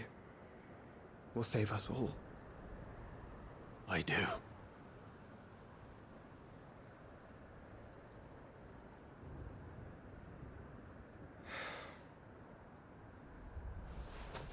Then so be it.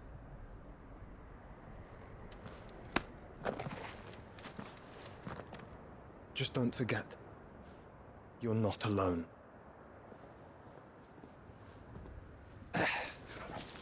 Think I found us a trail.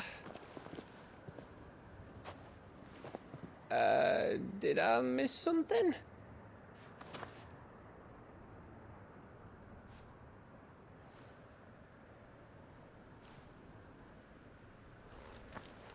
Only that Joshua didn't.